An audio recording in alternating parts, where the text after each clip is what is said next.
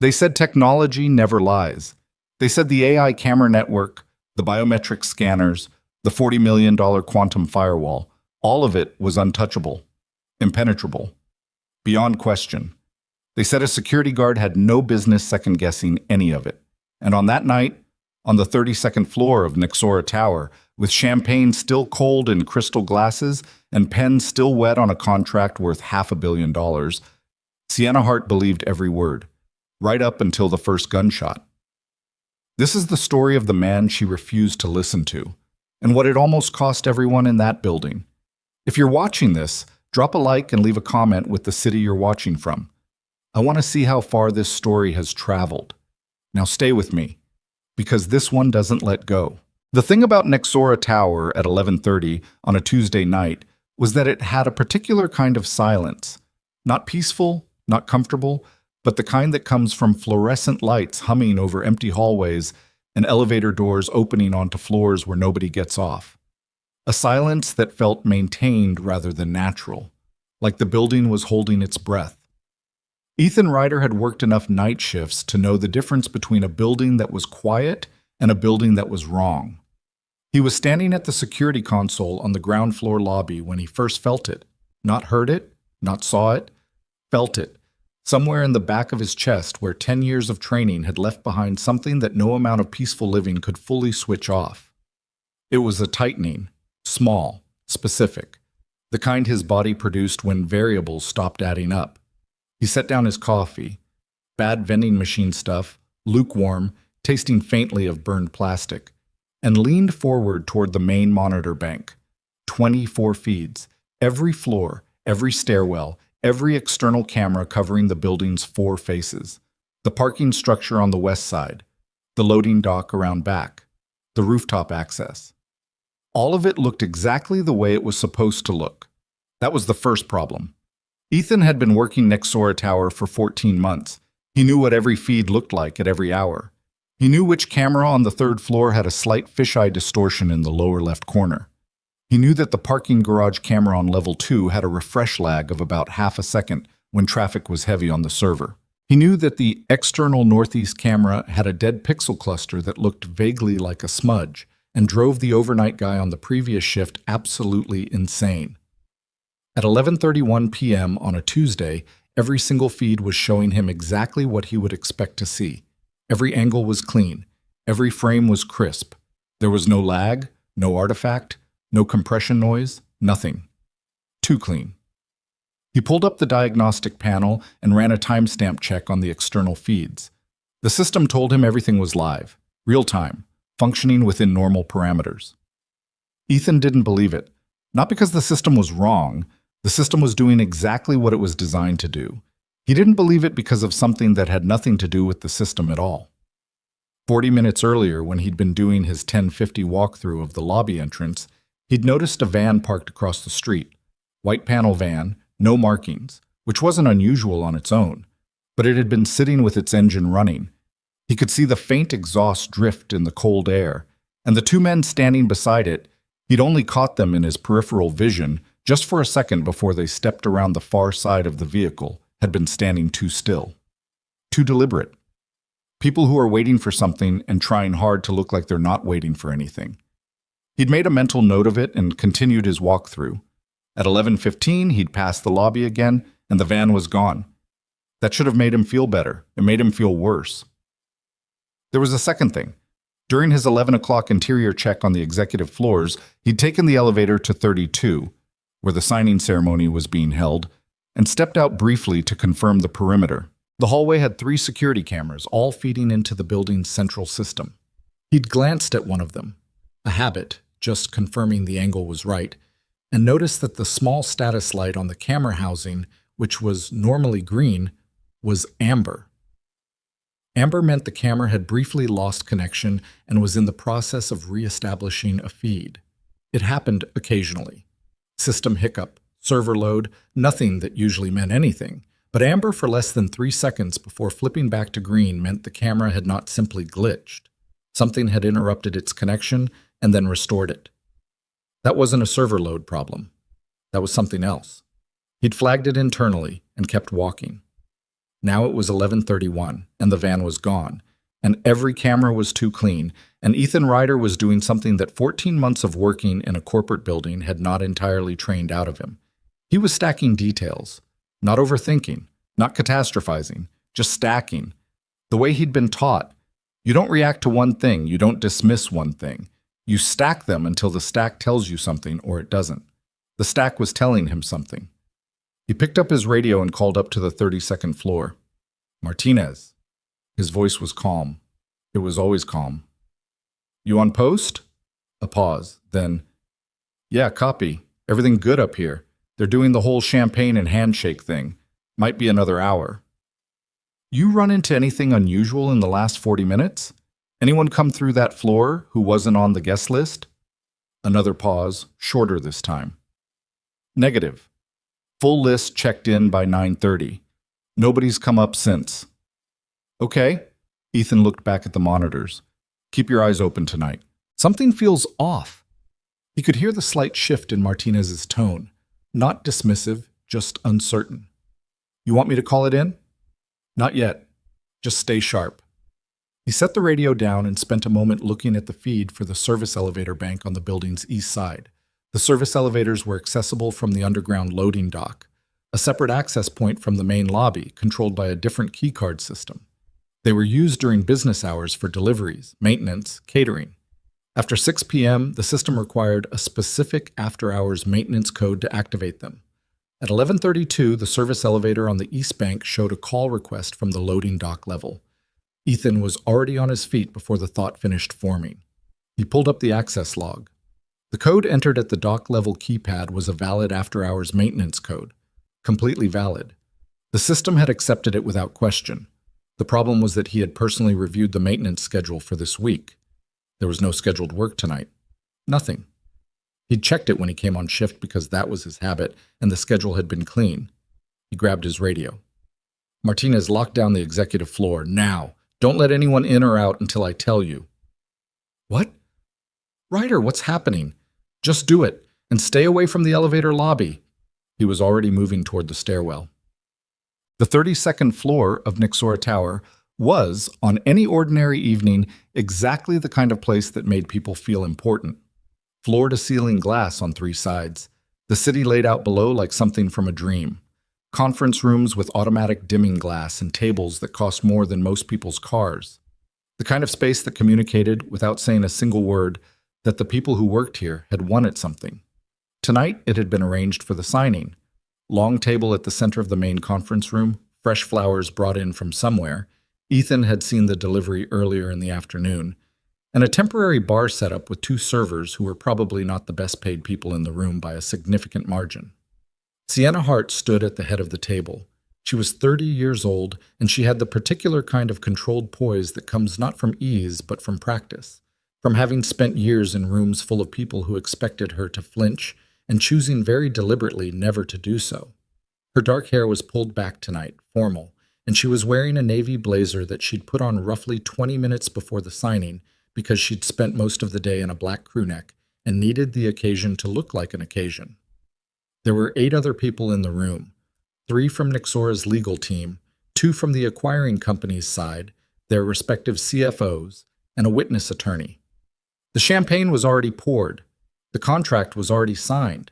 They were in that pleasant, floating aftermath where everyone in the room was quietly relieved and the alcohol was doing the soft work of making the whole evening feel like it had been effortless. That was when Ethan's voice came through Martinez's earpiece, and Martinez, to his credit, immediately moved toward the conference room door. Sienna looked up. Marcus, what's going on? Martinez stopped in the doorway. He was a big man, ex-military himself, though he'd never gone anywhere near the operational edge Ethan had reached, and right now he looked like someone who had received instructions he didn't entirely understand, but was going to follow them anyway. Ms. Hart, I need everyone to step back from the elevator lobby and stay in the conference room. Ryder's asking us to hold position. One of the attorneys started to object immediately, the particular tone of someone accustomed to being the most important person in every room. I beg your pardon? On whose authority? Mine, Sienna said, and the attorney stopped. She looked at Martinez. Ethan Ryder, the overnight guard? Yes, ma'am. What did he say exactly? He said something feels off. He wants a lockdown on this floor until he figures out what. There was a moment of silence. Then the CFO from the acquiring company laughed. Not meanly, just the reflexive laugh of someone who finds the situation mildly absurd. A security guard wants to lock down the signing floor because something feels off? Does your building management know that's your protocol? Sienna didn't look at him. She was looking at Martinez, and something in her expression was doing the work of thinking through two things at once. She didn't know Ethan Ryder especially well. You don't really get to know the overnight security staff when you're running a company at the pace she'd been running Nexora for the past 3 years. She knew his name because she made it a point to learn the names of everyone who worked in her building, and she knew he was quiet, and she knew he occasionally flagged things in his shift reports with a precision that had caught her attention once or twice. Small things, a discrepancy in an access log, a vendor who'd been in the building 2 hours longer than their scheduled window. Small things that turned out to be nothing but were noted in a way that suggested someone who paid a particular kind of attention. She also had $140 million sitting in a signed contract on the table behind her, a room full of lawyers and executives who were expecting to be having a second glass of champagne, and a building security system that her own technology team had described last quarter as the most sophisticated corporate security architecture in the state. "Tell him," she said, "that he has 10 minutes to bring us something concrete. If there's a real threat, we lock down. If there isn't, we continue."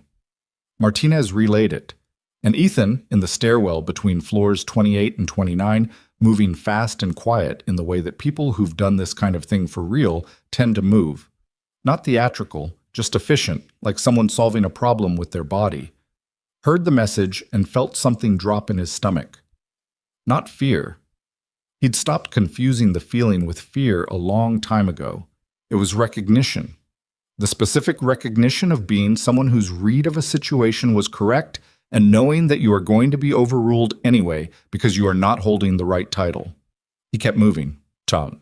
What he found on the 29th floor changed the math entirely. The door from the stairwell to the 29th floor's west corridor had a magnetic lock that was supposed to engage automatically after hours, unless deactivated by a master access code. The status light on the lock was green. It should have been red. He pushed through the door, moving along the wall, and got halfway down the corridor before he found what had been left there, tucked against the base of the wall, partly behind a recycling bin, the kind of placement that was deliberate rather than accidental. A wireless relay device. Small, flat, matte black casing, the kind of hardware that is not commercially available and does not come from any legitimate vendor. It had been placed where the corridor's secondary network cable ran behind the baseboard. Ethan knew this because he had memorized the building's utility layout in his first month, the same way he'd memorized every other relevant architectural detail. Not because he expected to need it, but because that was the habit he'd never been able to unlearn. The device was intercepting the building's internal network signal and rebroadcasting it, which meant every camera feed that the security console was showing him was not live footage. It was a loop, pre-recorded, clean, stable, problem-free footage of empty hallways and normal parking structures, being fed to the monitoring system on a perfect seamless repeat, while whoever had placed this device moved through the building completely invisible to every screen in the lobby. He was already on the radio. "Martinez, full lockdown now. This is not a drill. Get everyone away from the windows in the elevator lobby, push them into the interior conference rooms, and do not open that door for anyone." "Ryder, what?" "There are hostiles in the building. I don't know how many. I don't know their exact position. The camera system has been compromised. We are blind down here. Do it now." A beat. Then Martinez's voice suddenly different in register, the casual tone gone, replaced by something flatter and more certain. "Copy. Moving now." Ethan pocketed the relay device, not to disable it. Disabling it might alert whoever was monitoring it, but to have it. Then he moved back toward the stairwell and stopped. He heard something. Footsteps. From above. Measured, careful, the specific cadence of people who are trying to move quietly and are mostly succeeding. 3 sets. Maybe 4. They were on the stairs above him, between 30 and 32. He pressed back against the wall beside the stairwell door and ran through what he had in 30 seconds. No firearm. He'd come on shift like every other shift. Security badge, radio, baton, the small folding knife he carried out of pure habit that was technically within policy parameters only because nobody had specifically excluded it. Nixora Tower was a corporate building. The security team was not armed. That had seemed like a perfectly reasonable policy 14 months ago and was now the most inconvenient single fact in the room. 3 or 4 individuals moving in organized tactical formation, which meant they had training of some kind. They had managed to place a sophisticated network intercept device, acquire valid maintenance access codes, and coordinate a multi-point entry. This was not improvised. This had been built over time by people who knew what they were doing, and they were between him and the 32nd floor. He thought about his daughter, just for a second. Not the way people think about someone when they're afraid, but the way you think about someone when you're deciding something and you want to be honest with yourself about what you're deciding. Maya was 7. She had a math test on Thursday that she was nervous about, and he'd promised her they would go over multiplication tables tonight when he got home, except he'd come on shift before she went to sleep and left her with Mrs. Okafor from downstairs, and she'd been a little quiet about it in a way that meant she was trying not to make it harder for him than it already was. 7 years old and already trying to manage his emotional load. The thought of her doing that, small face, careful eyes, hit him somewhere specific. He put it away. Because right now, the thing that gave Maya the best odds of having her father come home was not caution. It was clarity. And right now, with clarity, he understood that there were people in the stairwell moving toward a floor with 9 civilians and 1 security officer who did not have the kind of experience to handle what was coming, and whatever his math was on personal risk, that was the actual situation. He started moving up the stairs. Sienna had just finished telling Marcus Martinez for the second time that she was not going to move into the interior office until Ethan Ryder provided something more specific than a bad feeling, when the power to the elevator lobby flickered and then the emergency lighting system kicked in with a dull orange glow that made the whole floor feel like a different building. In the conference room, someone swore. The attorney who'd complained earlier was on his phone. One of the servers had pressed herself against the far wall. The CFO, the one who'd laughed, had stopped looking quite so amused. Sienna looked at Marcus. "Lock it," she said. He was already moving to the conference room door, pulling it closed, engaging the interior lock. The conference room had no windows to the outside, one of the design choices she'd never especially liked until right now. "Ms. Hart," his voice was low, "you need to stay behind the table, south wall." "I understand." She didn't move there yet. She picked up her phone and called building security downstairs. It rang. It rang again. 6 times, then voicemail. She tried the building management emergency line. It rang 3 times and then cut to a sound she had never heard from a phone line in her life. A specific kind of dead silence that wasn't a dropped call but something actively preventing connection. She put the phone down slowly. "Marcus," she said. "The phone lines are cut." He looked at her. In his face, she could see the thing he was trying to decide how much of to show her.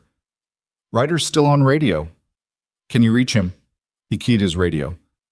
"Ryder, what's your position?" Static. A second of static. And then Ethan's voice. Quiet. Controlled. The particular flatness of someone who is doing something while they're talking. "Stairwell between 30 and 31. I have eyes on 3 individuals, all armed, moving toward your floor. They are approximately 4 minutes out. Do not open the stairwell door under any circumstances." Sienna felt the floor tilt slightly beneath her. Not literally, just the physical sensation of reality recalibrating faster than her nervous system could follow. She had a $140 million signed contract on the table. She had a building security system that had cost her company more than most startups raise in a Series A.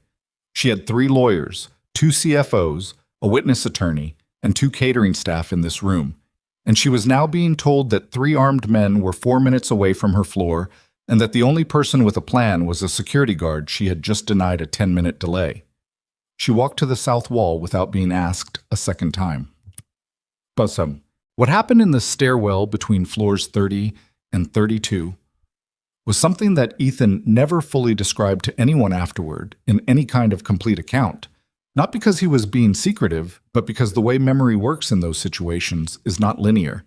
It comes back in fragments. Texture more than sequence.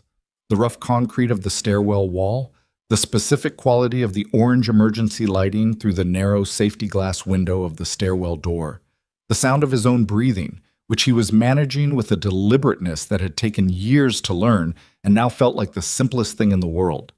He didn't intercept them in the stairwell. He'd considered it and ruled it out. Too narrow, no angles, 3 armed individuals with presumably at least one covering backward while the others move forward. That's not a fight you win without a firearm, and he didn't have one. What he had was knowledge of the building's physical layout, which they did not have in the operational detail he did. The 31st floor was currently undergoing a partial renovation on its west side. Not enough to close the floor, but enough that there were stacked construction materials in the west corridor. Drywall panels, metal conduit sections, a contractor's tool cart. Ethan had noted all of this during his walkthrough because it represented an access point irregularity, and he'd made sure to include it in his shift handoff notes. He moved through the stairwell door on 31 while the 3 men were still half a floor above him, crossed the floor in a wide loop to avoid being in the corridor when they passed the window of the stairwell door, and positioned himself in the west hallway behind the contractor's cart, where the emergency lighting left a shadow deep enough to be actually useful. He waited. The first man through the stairwell door onto 31, because they came through at 31, not 32, presumably to assess the floor and confirm access to the above, was large, in black tactical clothing, balaclava, moving with practiced ease and a compact automatic weapon held in both hands, muzzle tracking as he moved. Professional. Not military in the specific way that Ethan recognized military movement, but trained. Private sector. Someone who had been taught to do this in contexts that kept them off any official record. The second came through immediately behind, same kit, scanning the opposite direction. The third stayed in the stairwell with the door slightly open, covering their back. This was exactly what Ethan had expected. He did not think about it. Thinking takes time. The decision had already been made, and the body carried it out with the particular efficiency of someone doing something they have spent years doing, until it is no longer something they do so much as something they simply are. The first man turned west. That was the last decision he made for some time. Ethan came off the wall without a sound and covered the distance in less than 2 seconds. The weapon was the priority. Always, always the weapon. And his hand was on it before the man's brain had fully registered that there was someone else in the corridor. He stripped it with a turn and a specific downward pressure on the wrist joint that produced a sound and an immediate consequence. And as the man was still falling, he had already pivoted toward the second, who had heard something and was turning, and the metal conduit section that had been resting against the cart was now in Ethan's left hand, and it traveled precisely 6 inches in a very specific direction, and the second man sat down on the floor and stopped contributing to the situation.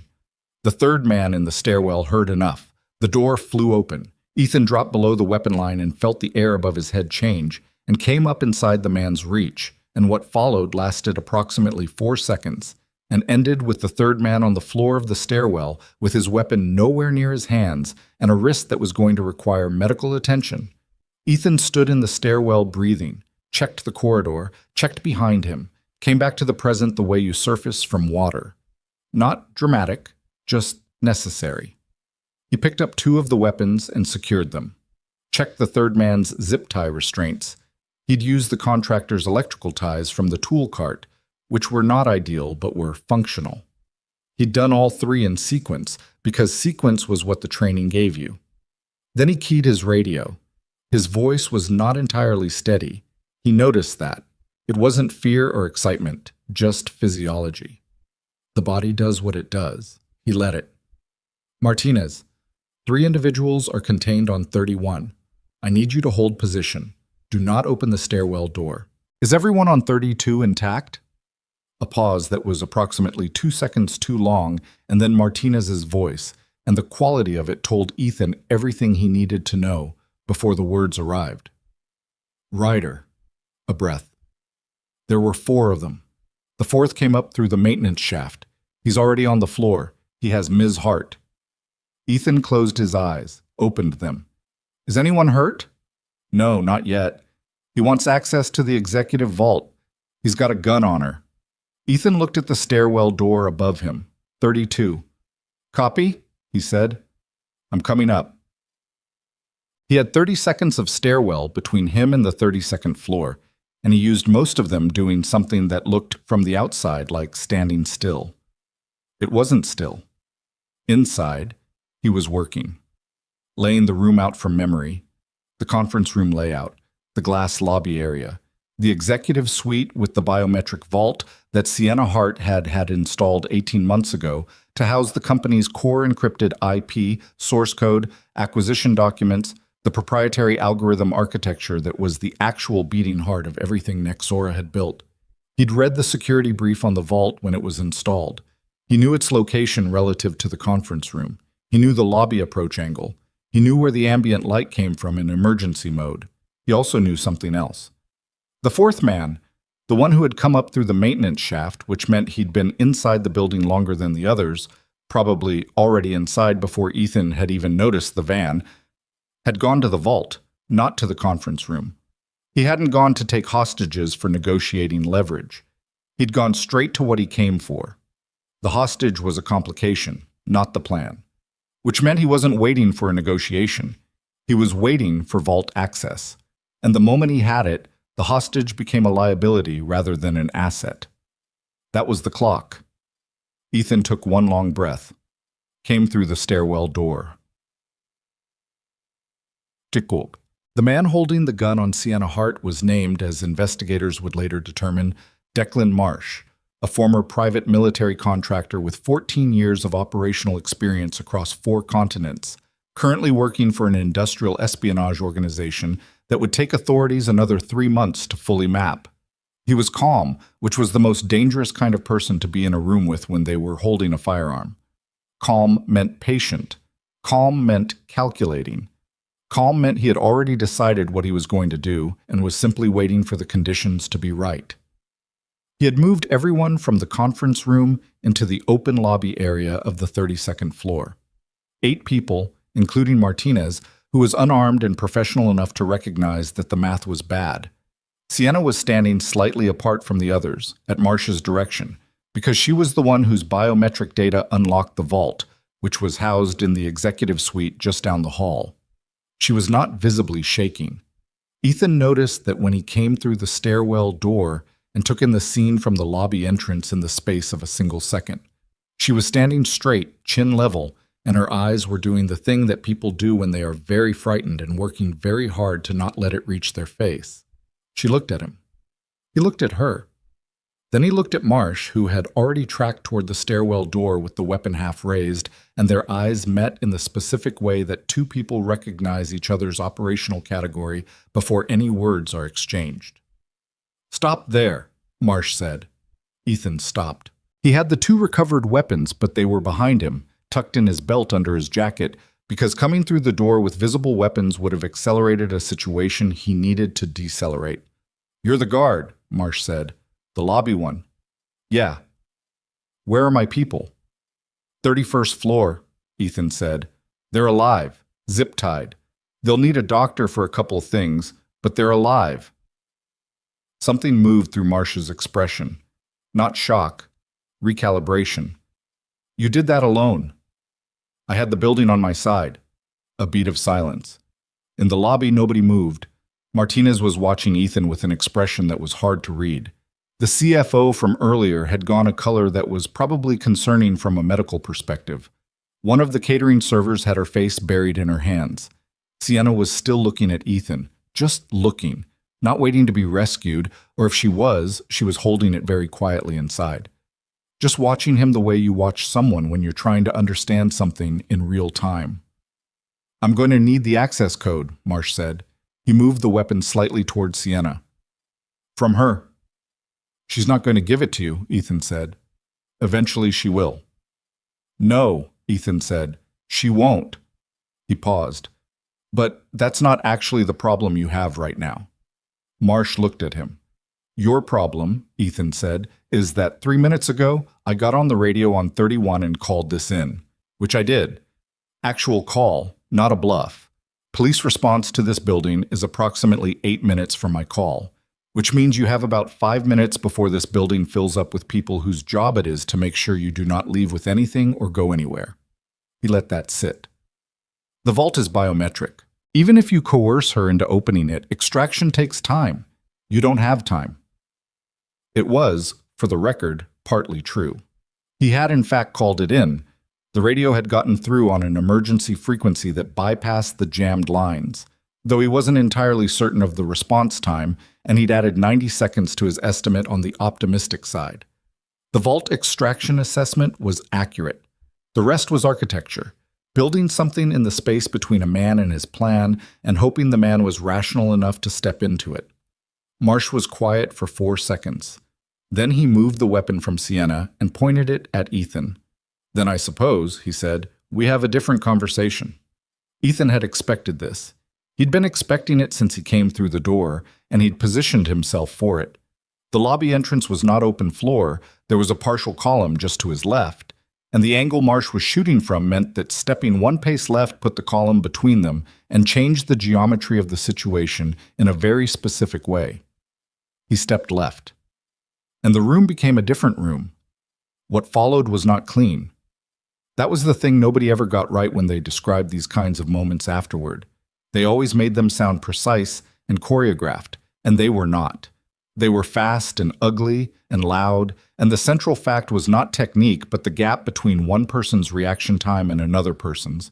And what Ethan had that Marsh did not was that Ethan had already decided, and deciding in advance removes a step.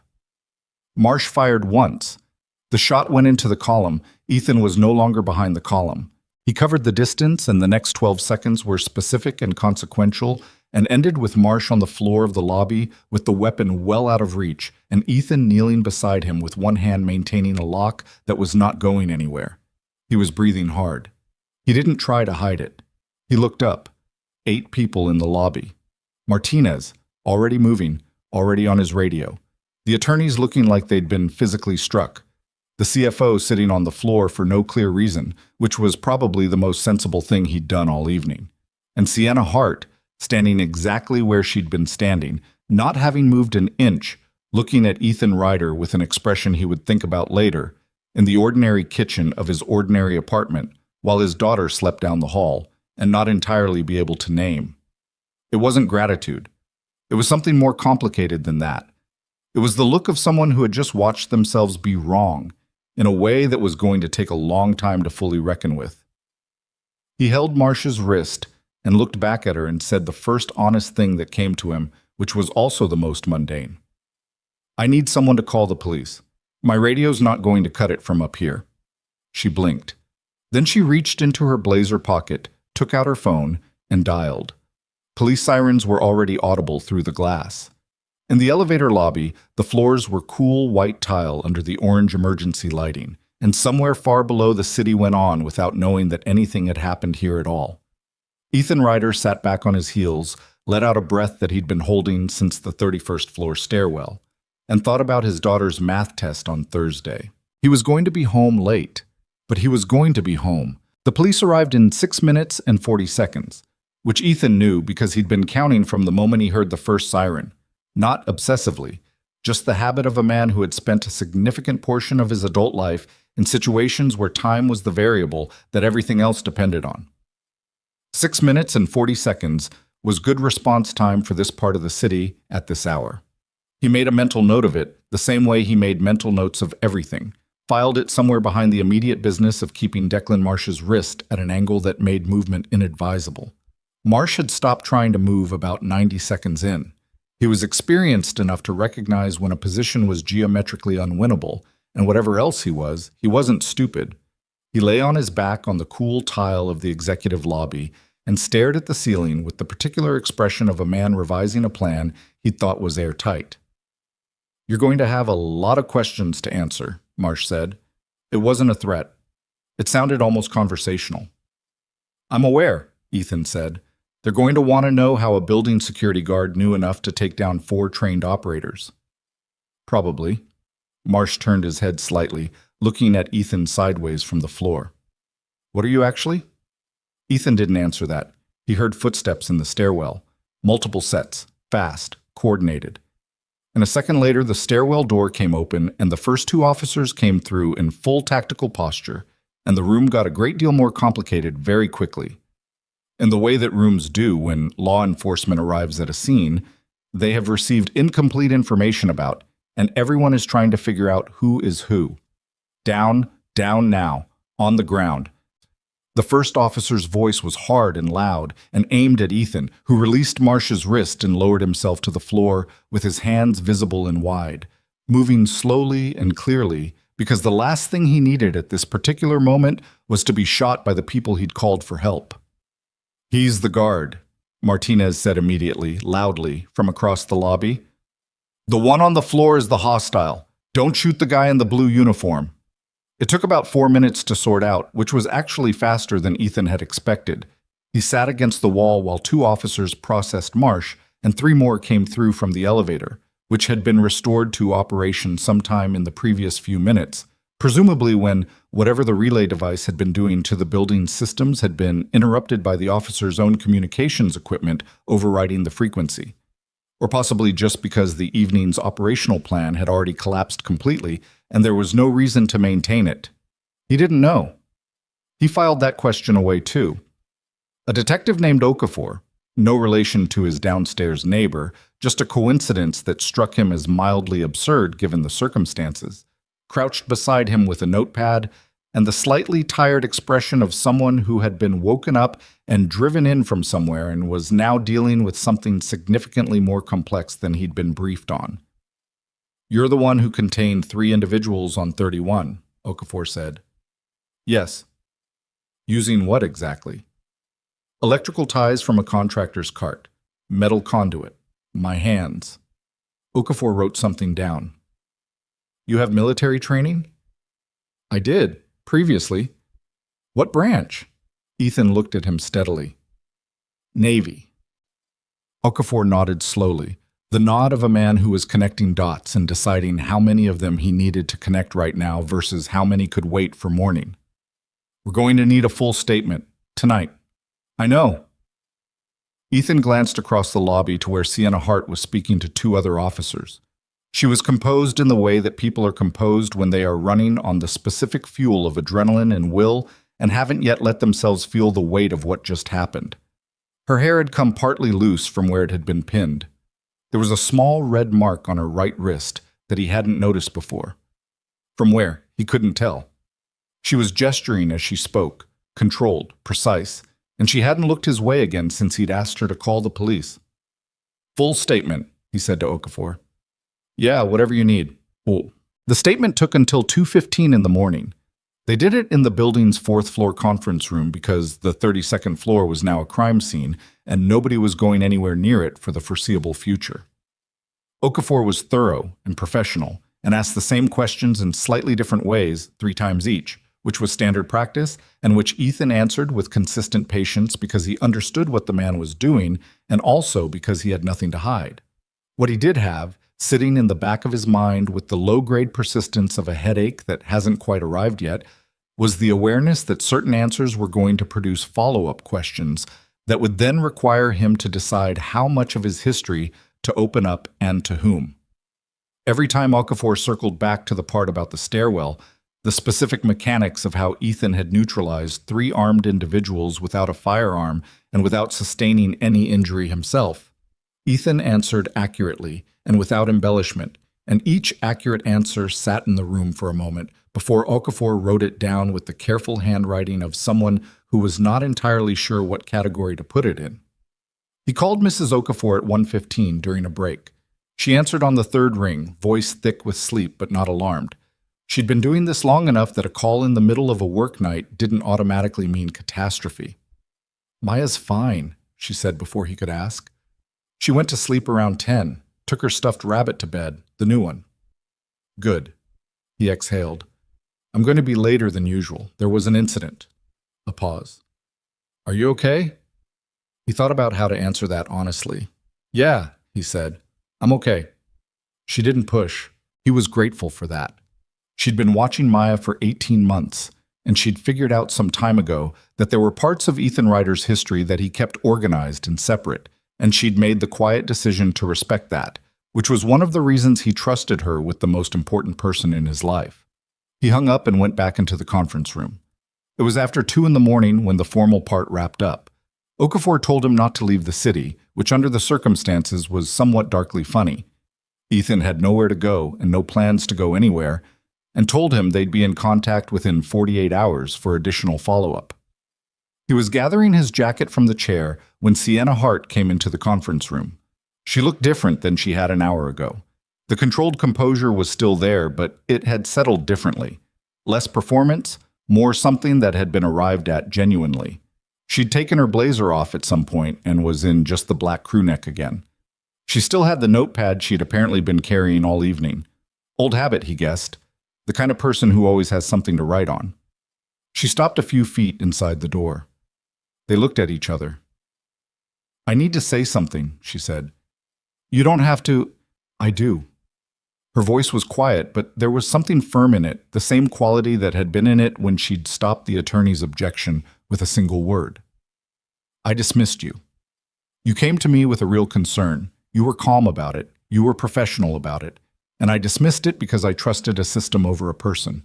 And because of that, 9 people came within a very short distance of something that—" She stopped, started again. "I've been running this company for 3 years. I know what good judgment looks like. I make decisions based on it every day. And tonight I looked at you and I made a calculation about what kind of person you were and what your assessment was worth, and I got it completely wrong. A beat. That's what I needed to say." Ethan was quiet for a moment. The room had the particular stillness of the very late night, that hour when everything feels slightly more exposed than it does in daylight. "You had a $140 million contract on the table," he said. "You had a full security system telling you everything was fine. You made a reasonable call with the information you had. The information I had included you standing in front of me telling me something was wrong." He didn't have an argument for that. "Yeah," he said. "It did." She seemed to expect him to say something else. When he didn't, she nodded once, a short decisive nod that looked like the external conclusion to an internal conversation she'd been having for the past hour. "Are you going home?" "Soon as they let me leave." "Your daughter." She said it carefully, like she wasn't sure she should know it. "I think Marcus mentioned, I'm not trying to—" "It's fine, Maya. She's 7. He picked up his jacket. "She has a math test Thursday. Multiplication." Sienna almost smiled. It was small and a little tired and landed on her face like something that surprised her. "Did you get to study with her?" "Not tonight." He moved toward the door, then stopped. There was something he needed to say, the same way she'd had something she needed to say. "For what it's worth, your people handled it well. Martinez did exactly what he was supposed to do. The staff kept their heads. You kept your head." He paused. "That made it easier." She looked at him for a moment. "Ethan?" It was the first time she'd used his first name directly. "Thank you." He nodded, went out into the hallway. The building, at 2:20 in the morning, had a different kind of quiet now. Not the held breath quiet of 11:30, but something that had been exhaled. Officers moving through corridors, a forensics team somewhere above them. The building's systems gradually coming back online, the status lights on wall panels cycling from amber back to green. He walked to the lobby, turned in his daily incident report, which was going to require a significantly expanded format, and stepped out into the cold air of the street. The white panel van was gone, had been for hours, but he stood there for a moment anyway, looking at the spot where it had been, and then he pulled his collar up and walked to his car. He got home at 3:10. The apartment was dark except for the small light he always left on above the kitchen stove. Not for him, just a habit from the early months when Maya was first getting used to a new place, and woke up sometimes at night disoriented, and he'd wanted her to have something to navigate by. She'd stopped waking up scared months ago, but the light stayed on. Some habits are worth keeping. He hung his jacket, checked the locks, checked Maya's door, opened 2 inches the way she liked it, the old stuffed bear she called Gerald on the floor beside the bed where it always ended up, and the new rabbit apparently tucked under her arm. She was breathing slow and even in the way that children sleep when they feel entirely safe, and he stood in the doorway for 10 seconds and looked at her. Then he went to the kitchen and drank a glass of water standing at the sink. He didn't sleep much that night, not because of nightmares. He'd mostly made his peace with those years ago, the kind of peace that means they come less often and with less authority, but because his mind kept running the sequence of the evening in a specific way, not reliving it, reviewing it, looking for the moments where different choices could have produced different outcomes. It was an old habit from debriefs. You sit in the dark and you walk through what happened and you find where the margins were. The margin that kept coming back to him was the gap between 11:31 and the moment the fourth man came up through the maintenance shaft. That was where the evening had been closest to going wrong. If Marsh had been on the floor 30 seconds earlier, if Martinez hadn't moved fast enough to push everyone into the interior, if Sienna hadn't ultimately listened, late, too late by every operational standard, but listened, the math looked different and the outcome looked different. He thought about the relay device. He thought about the maintenance codes. He thought about the camera on 32 with its amber status light cycling back to green in 3 seconds. Not a glitch, someone testing the intercept system, making sure the loop was stable. Weeks of planning, the stack of details said. This wasn't opportunistic. They'd been inside this building's systems for a significant amount of time before tonight, which meant there was more to find, more to understand. The 3 men on 31 and Marsh on 32 were not the whole picture. They were the operational end of something that had a much longer beginning. He stared at the ceiling until 5:30, then got up and made coffee. Whoa. Maya came out of her room at 6:50 with her hair in complete disorder and the new rabbit hanging from her hand by one ear, dragging along the hallway floor in the particular unceremonious way that beloved objects are treated by 7-year-olds. She stopped when she saw him at the kitchen table, looked at the coffee cup, looked at him. "You were late," she said. "I was late," he agreed. "Mrs. Okafor made me scrambled eggs." This was delivered in a tone of mild accusation that managed to be simultaneously about the late arrival and the eggs. "Was that bad?" "She puts cheese in them." Maya climbed onto the chair across from him, settled the rabbit on the table in front of her, and looked at him with the specific searching expression that she'd had since she was approximately 4 years old and that he was fairly certain she'd been born with. "Dad, are you okay?" The same question Mrs. Okafor had asked at 1 in the morning, in the same words, but entirely different in the mouth of his daughter, because Maya was 7, and she was asking it with the directness that children have before they learn to soften their observations, and because she was watching his face with that particular careful attention of a kid who has spent years learning to read a parent. He thought about Sienna Hart standing on the 32nd floor with her chin level and the red mark on her wrist. He thought about Marsh looking at him from the floor with those recalculating eyes. He thought about the stairwell between 30 and 31 and the sound of the shot going into the column. "I'm okay," he said. "Something happened at work last night. It's sorted out now." She looked at him for another moment. Then she reached across the table and put her small hand over his. She didn't say anything, just left it there. He looked at it. Her hand was so much smaller than his that the comparison felt almost absurd. He turned his hand over and closed his fingers around hers, gently, and the kitchen was quiet except for the sound of the refrigerator running and the city outside beginning its morning. "Multiplication tables today," he said. She made a sound that was not quite a groan and not quite acceptance. "After breakfast?" "After breakfast." She pulled her hand back, slid off the chair, and headed for the refrigerator with purpose. He watched her go and felt something in his chest that he didn't have a clean word for.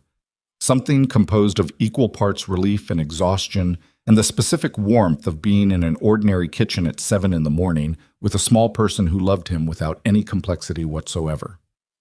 The news broke by 8 a.m. He found out from a text from Martinez that just 3 words. "It's everywhere already." He turned on the radio while Maya was eating and got the abbreviated version.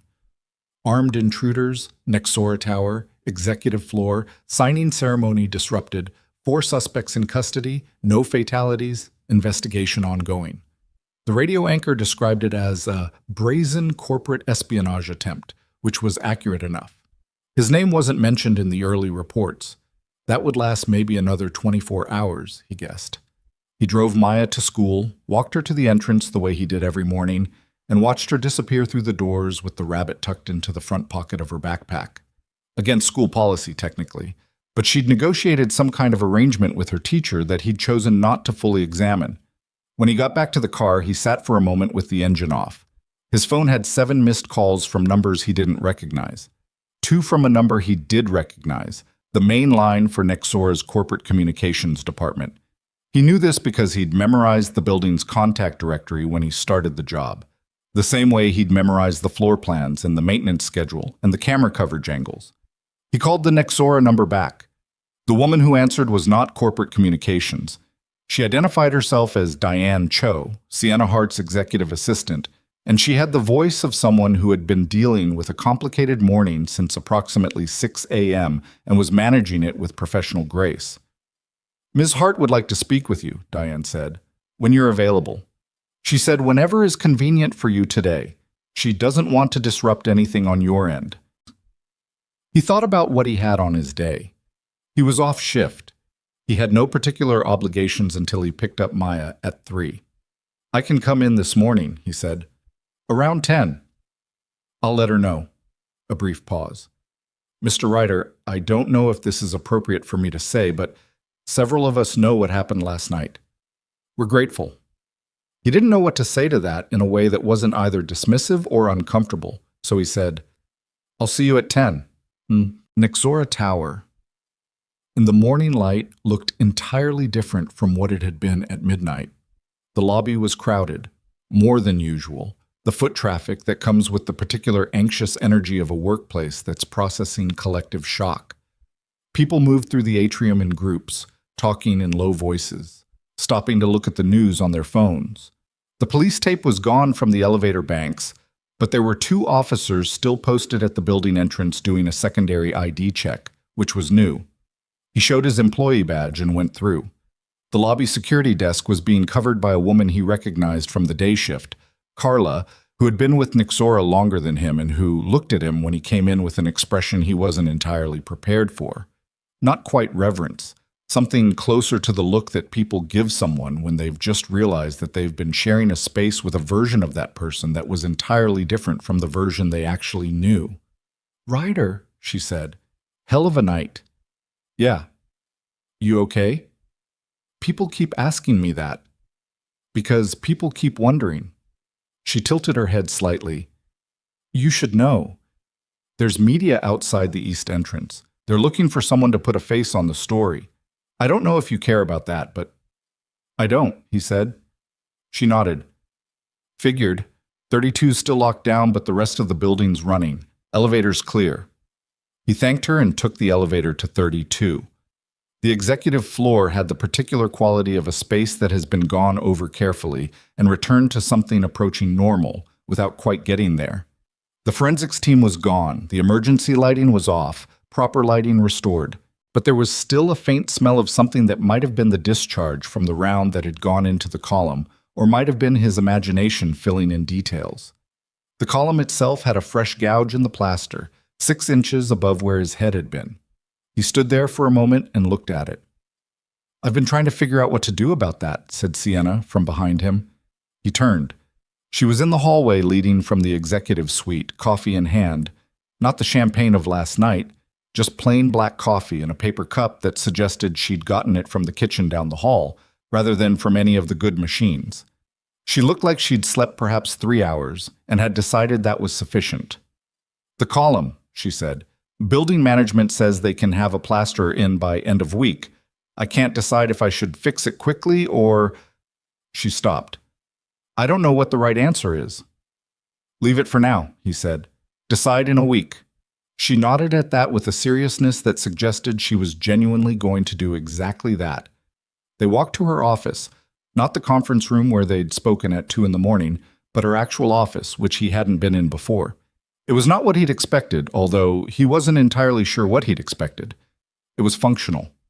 A large desk with 3 monitors and an actual physical whiteboard covered in notes and diagrams. A bookshelf that was genuinely used rather than decorative. The books were in no particular order and several had pages marked. A single framed photograph on the desk that from where he sat he couldn't make out clearly. No city view. Her office faced an internal courtyard, which struck him as deliberate. Someone who preferred to work without the distraction of the panorama. She sat down. He sat across from her. The investigation team briefed me this morning, she said. Preliminary. They found evidence that the system intrusion began 14 days ago. The relay device you recovered was the final piece, installed sometime in the 48 hours before last night. She looked at her coffee.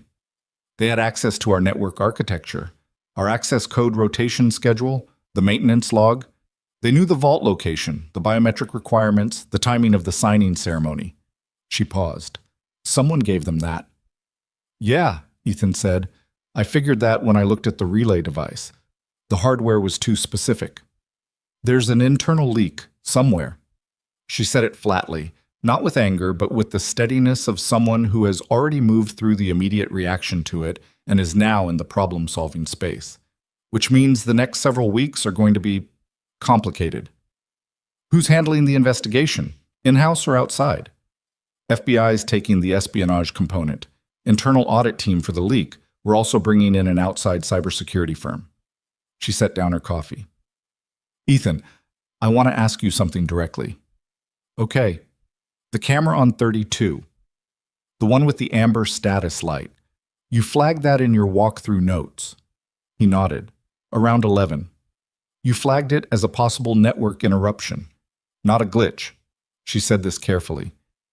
The system flagged it as a routine hiccup. Your interpretation was different from the system's. The system is designed to identify equipment failure. It's not designed to consider intent. She was quiet for a moment. How do you know the difference between a hiccup and intent? He thought about how to explain something that was more physical than intellectual, the way certain knowledge lives in the body rather than the mind, installed there through years of exposure to situations where the difference between a glitch and something deliberate was the difference between coming home and not coming home. The timing, he said finally. A hiccup is random. 3 seconds of amber is specific. It's the length of time it takes a properly designed intercept system to synchronize with a network feed and establish a loop. If it's shorter, the loop isn't established. If it's longer, there's a gap in coverage. 3 seconds is the window. He paused. I don't know that I consciously knew all that in that moment. I just knew it was wrong. Sienna looked at him for a long moment. Something was working in her expression. Not emotion exactly, more the quality of someone recalibrating. Your personnel file, she said, says you're ex-Navy. Honorable discharge. That's all it says. He didn't respond to that directly. What do you want to ask me? I want to ask what you actually did in the Navy. He'd known the question was coming. He'd known it from the moment he heard Marsh ask it on the lobby floor the night before. Because the question follows the action the way an echo follows the sound. He'd spent several years of his life being the kind of person that a question like that was asked about, and then he'd spent several more years trying to be a different kind of person entirely, and the two things were still in the process of negotiating terms. I was in a SEAL team, he said, special operations, mostly hostage rescue and protective operations. I did that for 8 years. She didn't look surprised. He suspected she'd already been told, or had guessed. And then you left. And then I left. He kept his voice level. I have a daughter. She needed something different from what I was. He stopped there. That was the part of the answer that was true and complete, and also the part that didn't include the rest of it, the part that lived in his chest at 3 a.m. sometimes, the part that had a name he didn't say out loud very often. He wasn't ready to say that name in Sienna Hart's office on 4 hours of sleep. She seemed to understand that the answer had a shape around it, and she didn't push the edges. The people last night, she said, were they, in your estimation, were they serious? What I mean is, was there a scenario where this ended differently? Yes, he said. Several. How different? He met her eyes. Different enough. She absorbed that, nodded once. I owe you something I'm not sure how to adequately express, she said. And I owe my entire staff the same thing. And I'm going to have to sit with the fact that I had the chance to give you 10 minutes to check your instinct, and I didn't, for a while. Probably a long while. You weren't operating with bad intentions, he said. You were operating with an incomplete picture. I was operating with arrogance, she said. It came out quietly and precisely, with the quality of someone who has already had this exact argument with themselves and reached a verdict. About what experience looks like. About who gets to be right. She shook her head slightly. I'm 30 years old and I built something real, and that's made me not as careful as I should be about the things I don't know. He didn't argue with her, partly because she was right, and partly because there was something in the way she said it that suggested she wasn't looking to be argued out of it. She'd earned the assessment through a long night, and she was going to live with it, which was probably the most useful thing she could do with it. What happens to the company now? He said. We survive it. She said it without bravado, just fact. We have to figure out the leak. Rebuild the security infrastructure from scratch, with actual input from people who understand threat assessment rather than just systems architecture. Talk to our investors, our partners, the people on the acquiring company side who watched armed men walk onto this floor. That conversation is going to be its own particular kind of difficult. She picked up her coffee. And then we figure out how to not have this happen again. The security overhaul, he said. You said rebuild from scratch. That's what I intend. He thought about the relay device, the 3 seconds of amber light, the maintenance codes that had been inside someone's head for long enough to be passed along. He thought about the gap between what a system knows and what a person knows who has been paying attention for 14 months in a building they've learned the way you learn a building when you take the job seriously. Your current system isn't the problem, he said. It's how you use it, what you trust it to do that it wasn't designed to do. She looked at him. What do you mean? A camera system is designed to record and transmit. It's not designed to interpret intent. A biometric lock is designed to confirm identity. It's not designed to evaluate context. The system you have is probably fine for what systems are designed to do. The problem is that someone in this building believed that a complete system response meant the situation was safe. It doesn't. It means the system is working. Those are different things. She was very quiet. He could see her thinking, the quality of her attention. He noticed it again the way he'd noticed it in small moments last night. Was unusual. Most people listen in order to respond. She listened in order to understand, and there was a slight difference in the way the face arranges itself when it's doing one versus the other. You've been thinking about this, she said. I've been thinking about the building's security since the first week I started this job. And what have you concluded? He thought about all the shift reports he'd filed, the access log discrepancies he'd flagged, the vendor who'd lingered, the camera angles he'd noted as inadequate for the coverage they were supposed to provide. 14 months of conclusions sitting in neatly formatted reports that had been reviewed and acknowledged and filed and in most cases not acted upon, because the system showed green and the building showed clean, and a security guard's shift report, however detailed, is not the same as an alarm going off. I've concluded, he said, that the human element in your security infrastructure is significantly underdeveloped for a company of your profile and your asset value. She looked at him for a long moment, then she said, I'd like to change that. He looked at her. How? I don't have a full proposal yet, she said. I've been awake for about 30 hours and I've spent most of them dealing with police and lawyers and a board of directors who are understandably not happy with me right now. But I want to talk about what that change looks like. With you. She set down the coffee. I think you have a picture of what this building should look like from a security standpoint that nobody else in this company has. And I think last night demonstrated that in a way I can't ignore. He was quiet. This isn't a conversation I'm prepared to have properly this morning, she said. I just wanted to make sure you knew that I was thinking about it. He nodded.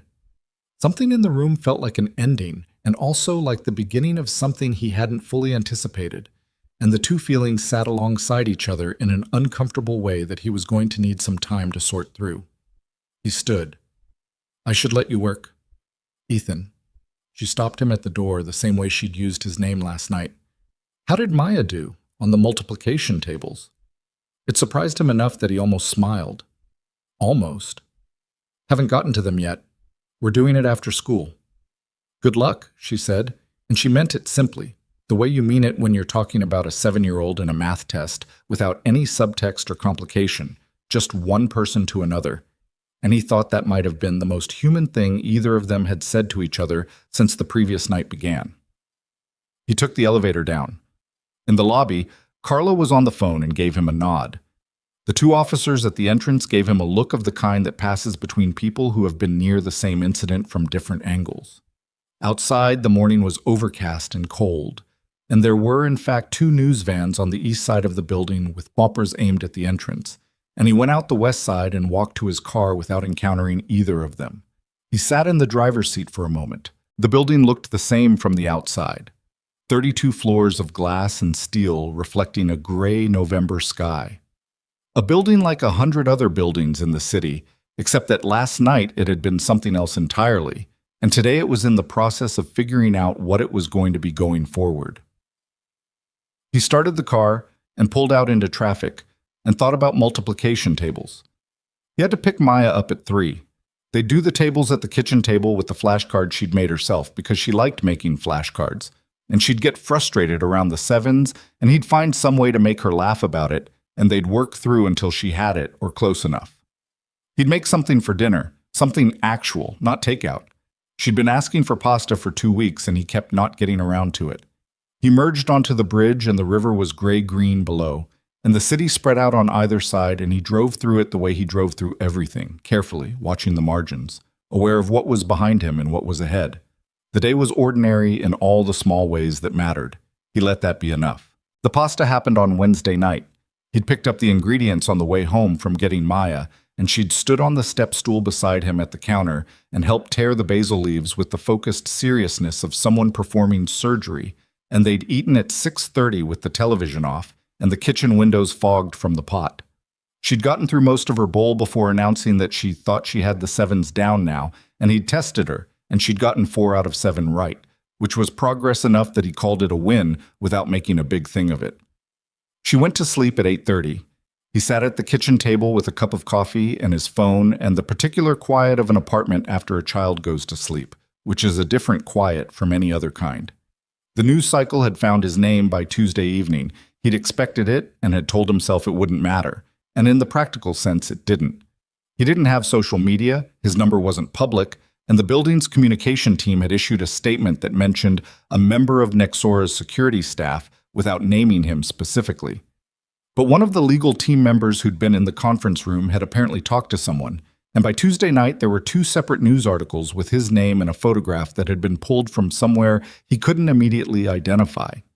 The building's employee directory probably, the headshot taken when he first started. He looked at the photograph on his phone. It was not a flattering picture.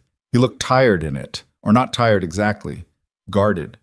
The specific look of someone who has just been told to hold still and smile and has done neither of those things entirely convincingly. He put the phone face down on the table.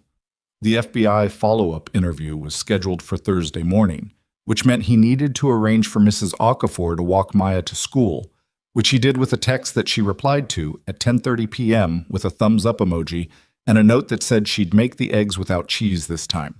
He found himself sitting there with a brief, uncomplicated gratitude for the small logistics of a life that was mostly held together by the reliability of decent people. He was less good at sleeping Wednesday night than he'd been Tuesday, which was already not great. The problem wasn't the event itself replaying. It was the detail that kept surfacing when his guard was down. The detail he'd been keeping at arm's length since the lobby floor at 2 in the morning and hadn't entirely succeeded. Marsh had asked what he actually was. That specific word, actually. Like the blue uniform and the Nexora badge were obviously insufficient as an explanation for what had happened in that stairwell. And the thing that kept pulling at Ethan in the dark was not the question itself, but the answer he hadn't said. The answer that lived just below the surface of I was in a SEAL team and I did hostage rescue and protective operations. The answer that had a face and a name and a date and a specific cold morning in a country that didn't make the news much, where something had gone wrong in a way that was nobody's fault and everybody's loss, and had changed the shape of Ethan Ryder's life so completely that he sometimes had trouble remembering who he'd been before it. He lay in the dark until 5 and then got up and made coffee. The FBI interview was conducted by two agents at a field office downtown, Agent Reyes and Agent Cho, no relation to Diane. They were professional and thorough and very specifically interested in the relay device, the access codes, and what Ethan had observed about the four men's operational patterns. He answered all of it. He had no reason not to. The device had been passed to their technical team, and they'd confirmed what he'd suspected. Military-grade hardware, not commercially available, manufactured by a supplier whose client list was not public information and was now the subject of its own investigation.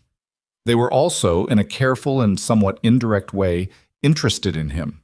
Not accusatorially, they were too professional for that, but with the specific quality of attention that investigators apply to people who are simultaneously witnesses and unusually capable of being something else. Agent Reyes leaned back in his chair about 40 minutes in. He had the particular kind of face that is hard to read by design. "Mr. Ryder, your service record, the aspects of it that are declassified, it's impressive."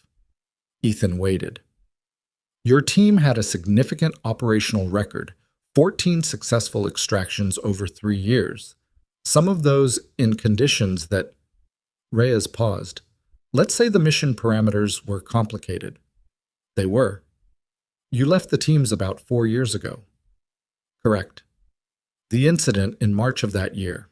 Reyes said it carefully, like he was setting something down on a table rather than throwing it. "You were cleared, completely. The review board was unanimous." "I know what the review board said." "But you still left." Ethan looked at him steadily. "Is this relevant to the Nexora investigation?" A pause.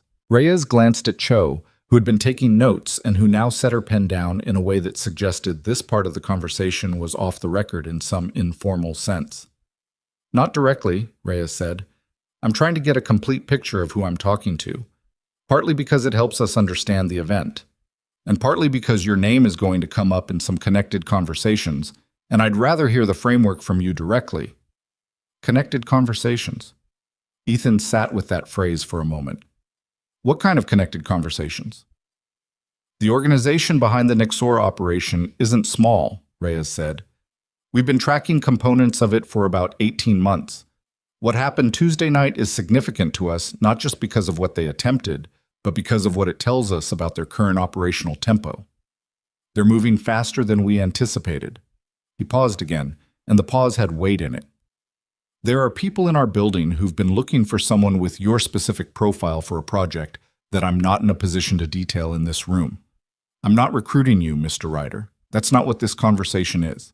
I'm just telling you that your name is going to come up, and when it does, you'll have context." Ethan looked at him for a long moment. Then he said, "I have a 7-year-old. I know. I'm not looking for a different life than the one I have. I understand that." And Reyes seemed to genuinely mean it, which was the part that made the conversation harder rather than easier. "This is just information. What you do with it is entirely your business." He picked up his pen again, and the interview went back to the relay device and the access codes, and they finished 20 minutes later, and Ethan shook both their hands and walked out into the cold. He sat in his car in the parking structure for a few minutes. Connected conversations.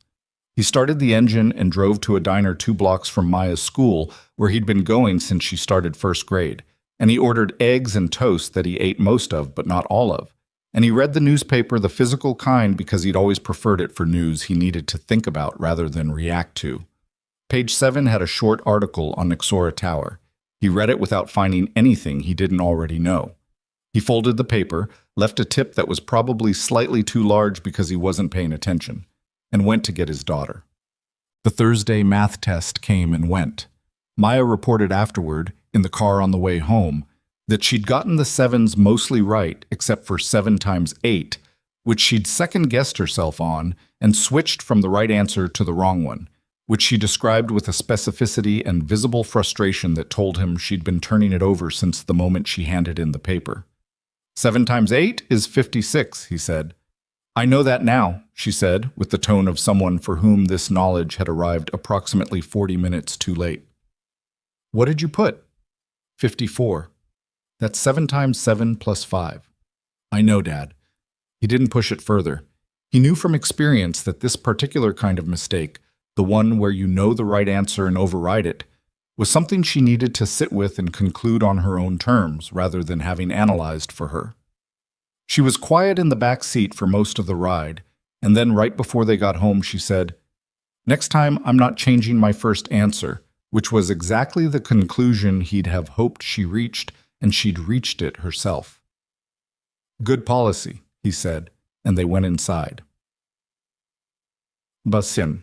The call from Sienna's office came Friday morning while he was on shift, back to regular rotation, which had been a small negotiation with building management given that the floor was still partially a crime scene, and there was an argument to be made that his regular position was compromised.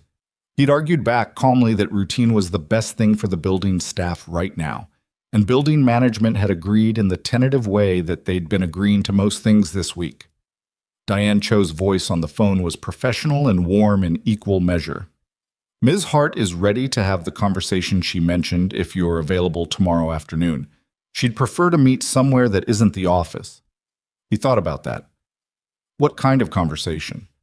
"She'll explain it better than I can." She said, and I'm quoting here, "Tell him it's not a negotiation yet, just a conversation about what's possible." He agreed to Saturday. Diane gave him an address that turned out to be a coffee shop about a mile from the building.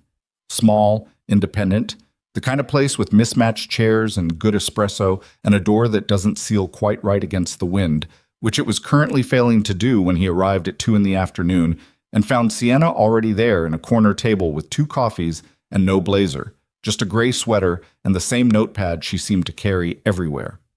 She looked less depleted than she had Thursday morning, still tired in the eyes but with some of the capacity restored, like someone who had slept 1 full night in a row and was counting it as a recovery. She pushed one of the coffees toward him when he sat. "I ordered you black. I can get something else if black is fine." He sat. The coffee was good. He noted that without commenting on it. "You said a conversation about what's possible." "I did."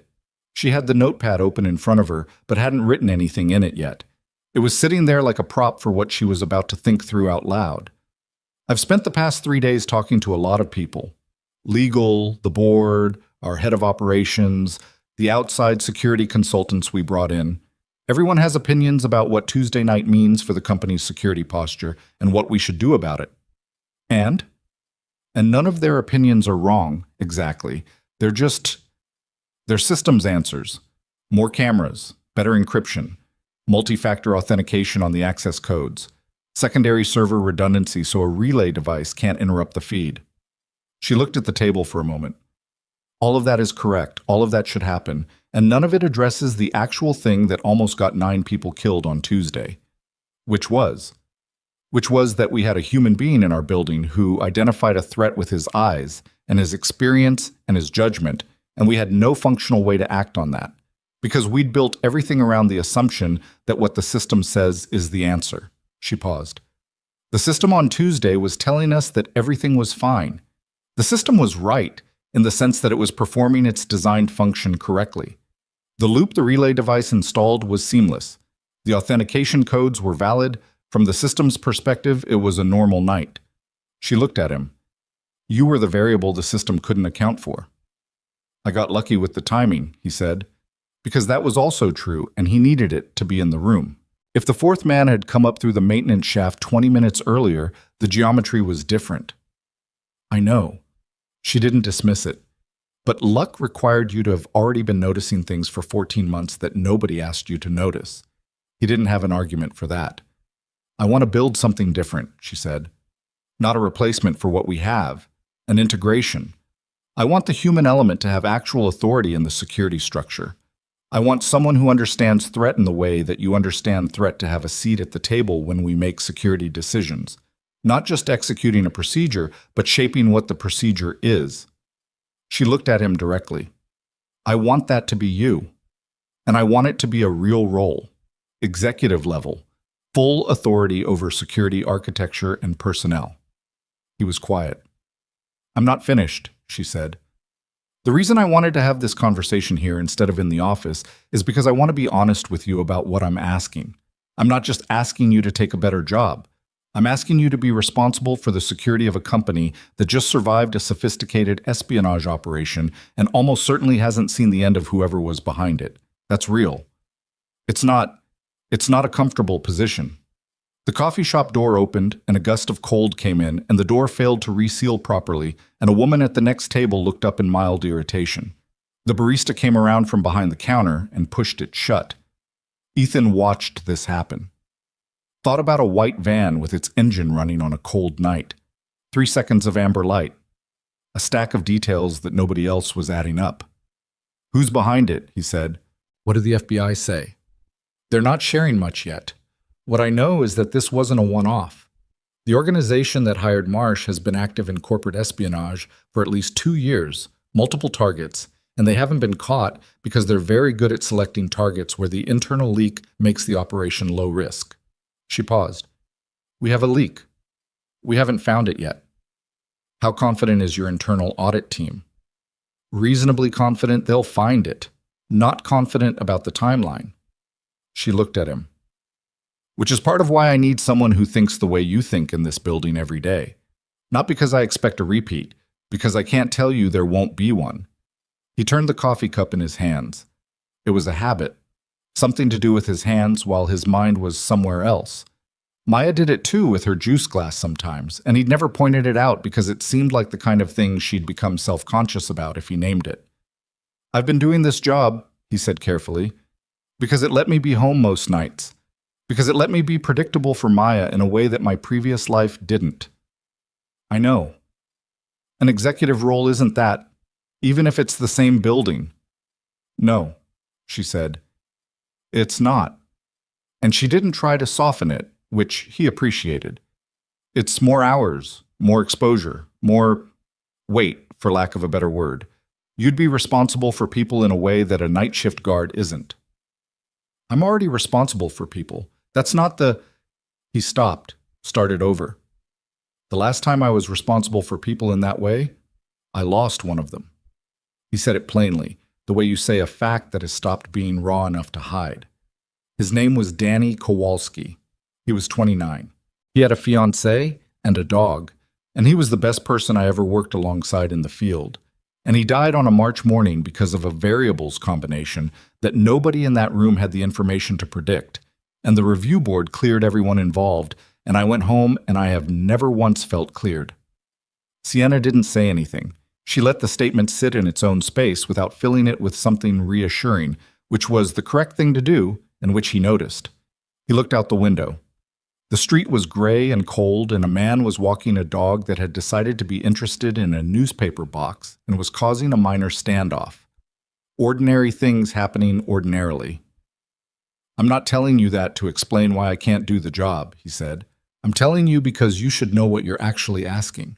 You're asking someone who walked away from this kind of responsibility to pick it back up. And I need to be honest that I don't know what that costs. I understand, she said, and I want you to take the time you need to think about it. I'm not trying to rush this. She picked up her coffee. But I also want to say something that I haven't said to most people. So take it for whatever it's worth. He waited. What you described, she said. Losing Danny Kowalski. The review board clearing you and that not feeling like enough. She paused. The fact that it still sits with you the way it does. That's not a disqualification. That's exactly why I want you in this building making these decisions. People who are cleared of something and don't feel it, those are the ones who scare me. He looked at her. You feel the weight, she said. That's the thing I've been missing in every security decision this company has made.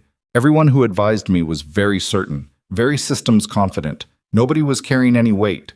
She shook her head slightly. On Tuesday night, when that door came open and you walked into that lobby, I had no idea what was going to happen. But I knew you were carrying something, and somehow that was the thing that made me the least afraid I'd been all evening. It was a strange thing to hear. He sat with it. I'll think about it, he said. That's all I'm asking. They stayed in the coffee shop for another 20 minutes, talking about the security architecture in a way that was more technical and less weighted than the beginning of the conversation. What the new system should look like. What the integration between human judgment and automated monitoring could be. What kind of team made sense. He found himself talking more than he'd intended, drawing on 14 months of observations about the building's vulnerabilities, and she listened with the full attention quality that he'd noticed before, the notepad filling up with her handwriting as they went. It was, despite everything, a good conversation. The functional kind, where two people with different kinds of knowledge work something out together, and the thing that emerges is better than what either of them brought in. When he stood to leave, she walked him to the door, and standing there on the sidewalk in the cold with the door still failing its sealing duties behind them, she said, "There's one more thing I should tell you, because I want you to have the complete picture." He waited. "The FBI spoke to me Thursday," she said, "about the organization behind Tuesday. They said—" She paused. "They're not finished with Nixora. Tuesday was the first attempt. It won't be the last." He'd suspected this since the interview with Reyes. "Connected conversations," he said, mostly to himself. "Sorry?" "Something one of the agents said." He looked at her. "How sure are they?" "Sure enough that they've opened a protective case around the company." She said it carefully. "Which means they're in contact with our security team on an ongoing basis, and it means that whoever I put in charge of security at Nixora is going to be in ongoing contact with the FBI as well." He stood there on the sidewalk with the cold working its way through his jacket. He thought about the specific phrasing Reyes had used, moving faster than we anticipated. He thought about the relay device, its clean matte casing, the hardware that wasn't commercially available.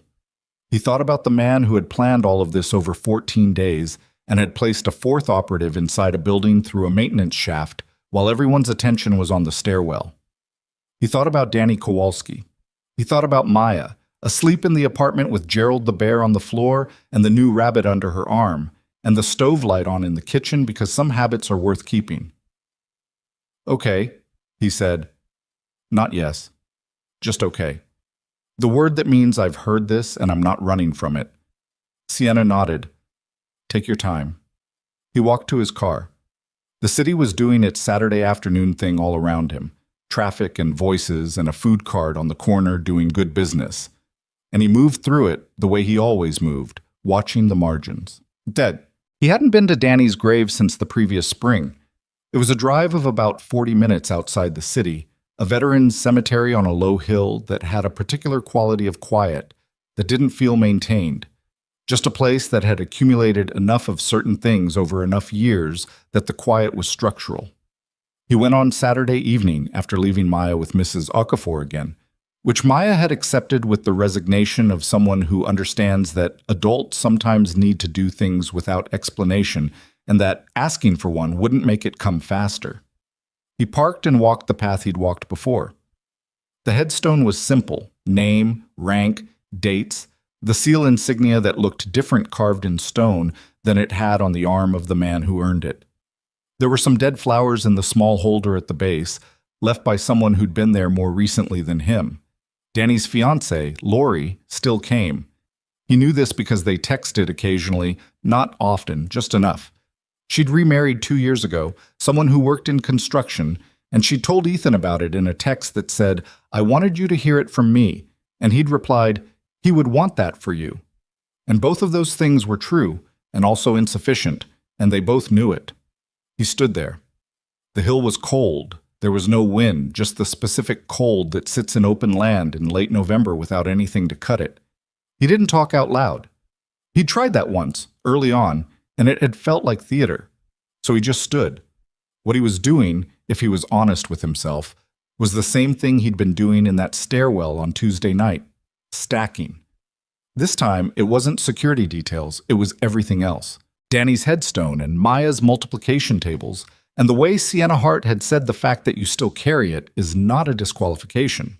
It was Agent Reyes's phrase about connected conversations and the relay device and the amber light cycling back to green.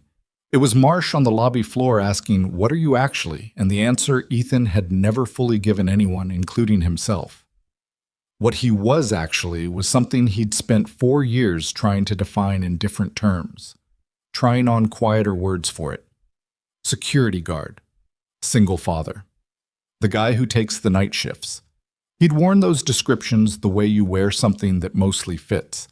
Not uncomfortable, not wrong, but always with some awareness of the gap. He'd been hiding, was the honest version. Not from anyone in particular and not in any dramatic sense. Just choosing a version of himself that was smaller than what he'd been, because smaller felt safer. Safer for Maya, who needed him continuous and present. Safer for himself because the version of him that had operated at the edge of things was also the version of him that had been standing 6 feet from Danny Kowalski when the variables combined badly.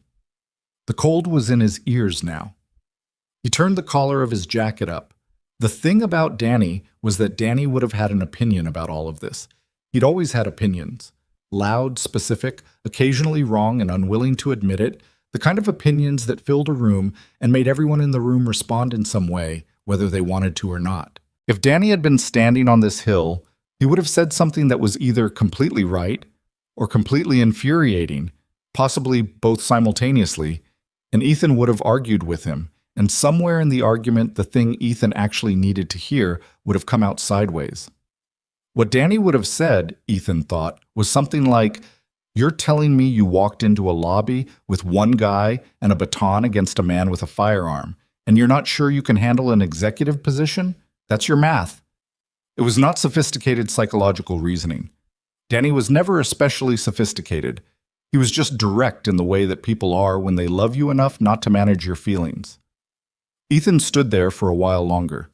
The light was going out of the sky in the way it does in November, fast and final, leaving a stripe of pale orange at the horizon that lasted about 5 minutes before it was just dark. He said, out loud, because he owed Danny at least the occasional gesture toward the things he'd been avoiding, "I don't know if I can do it without losing something, but I think I've been losing it anyway, just slower." The cemetery was quiet, not answering quiet, just the absence of contradiction, which sometimes has to be enough. He walked back to the car. The investigation moved fast in some areas and not at all in others, the way investigations do. The FBI's technical team identified the relay device's origin within 72 hours.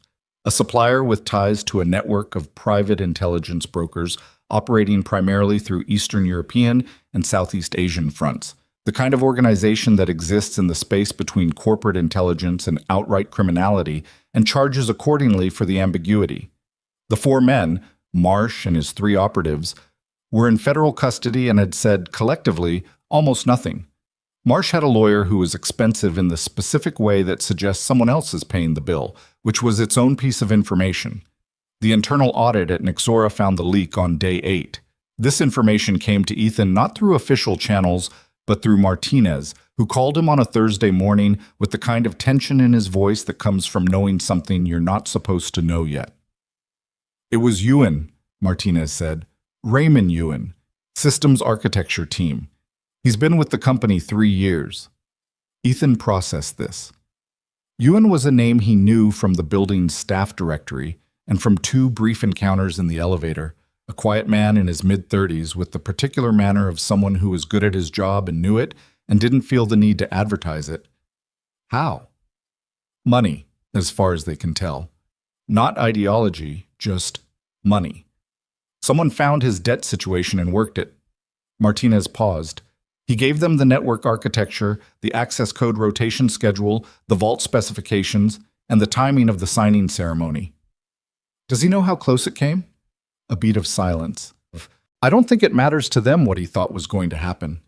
Martinez's voice had a flatness in it that Ethan recognized. The specific flatness of someone who has arrived at a moral assessment and is not going to revisit it. He knew people were going to be in that building. He knew they were going to be there with guns. Ethan didn't say anything. "He was arrested this morning," Martinez said, quietly. "Building management's going to make a statement this afternoon." Another pause. "How are you doing? Really?" "I'm okay," Ethan said. "Really? You think about the offer?" He hadn't told Martinez about the conversation at the coffee shop, but Martinez had been in this building long enough and was sharp enough to have intuited that something was in motion. "I'm thinking about it," Ethan said. "For what it's worth," Martinez said, "and I know it's not worth much, but the people in this building feel different since Tuesday. Not scared, just, Someone took something that was made of glass and replaced it with something made of something else. A pause. That's because of you, and that's not something a system does. After they hung up, Ethan sat at the kitchen table. It was his day off, Maya at school, the apartment quiet, and looked at the wall for a moment. The news about Ewan sat in him in a way he needed to let settle. Not because it changed anything about Tuesday, the outcome was the outcome, the living were still living, but because it completed the picture in the way that completed pictures sometimes feel worse rather than better. A man with a debt and a bad choice and a willingness to tell himself that it would probably be okay. 14 days of planning, 4 operators. 9 people on a floor that had been studied and mapped and timed by someone who walked those same hallways every day and swiped his badge at the same doors. The stack of details that Ethan had been building for 14 months had never included Ewan. He'd been looking outward. External threats, access points, vendor behavior, camera coverage. The threat had been internal, moving among them with a badge and a job title and a secret that was eating him. That was the thing about the human element that systems couldn't account for. It cut both ways. He stood up, went to the kitchen, made coffee he didn't need but wanted something to do with his hands. He thought about what Sienna had said. You're asking someone who walked away from this kind of responsibility to pick it back up. He thought about the way she'd said it, not as accusation, just as fact, laid out clearly so he could look at it honestly. He poured the coffee, stood at the window. The street below was ordinary in every direction. A delivery truck double parked. 2 women talking outside the dry cleaner. A kid on a bicycle threading through the gap between the truck and the parked cars with the complete confidence of someone who has decided that the gap is sufficient. Ethan watched him thread through it. Made it. He thought about Maya's face when she'd put her hand over his at the kitchen table Thursday morning, not asking for anything. Just the gesture itself. Uncalculated, the reflex of a 7-year-old who loved him and was paying enough attention to know when he needed it. She was going to be okay. She was already, in the ways that mattered, going to be okay. She was smart and she was careful, and she was already developing the specific habit of reaching toward people when they needed it, which was the thing he'd tried hardest to teach her and the thing she seemed to have arrived at independently. The weight that Sienna had talked about. The weight that he carried about Danny. About the variables combination, about the March morning that couldn't be undone. He'd been carrying it alone, in the dark, in the quiet, in the space of night shifts and coffee cups and shift reports that nobody fully read. Carrying it as evidence that he should stay small, stay quiet, not be the thing he used to be because being that thing had a cost, but the thing Sienna had said, the fact that you still feel it, that's not a disqualification. He turned it over one more time. Then he picked up his phone and called Diane Cho. She answered on the second ring. Mr. Ryder?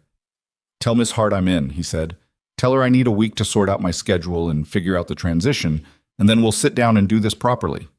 A brief pause, then, I'll let her know. And something in Diane's voice shifted just slightly. Not unprofessional, just human.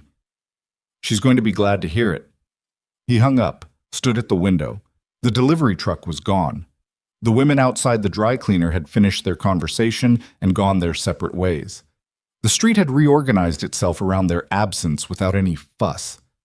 He thought about Danny, about the way Danny laughed at his own bad jokes before anyone else had a chance to respond to them, about the way he'd looked in the field, not reckless, despite how it seemed from the outside, but fully committed. The way that fully committed things sometimes look like recklessness to people who are holding something back. That afternoon, he picked up Maya at 3:15. She climbed in the car with her backpack and her rabbit-carrying habit and the slightly unwound quality of the end of a school day. She looked at him. Dad, you look different. He glanced at her in the rearview mirror. Different how? She thought about it with the precision she brought to questions that mattered. Like when you figured out the puzzle on the cereal box. That face. He thought about that. Is that a good face? Yeah, she said. It's a good face. He pulled out into the after-school traffic. We're getting ice cream, he said. Before dinner. She didn't argue with this, which she usually would have because she was 7, and rules about dessert before dinner were usually important to her. She just said, chocolate. with the authority of someone who has made a considered choice, and looked out the window.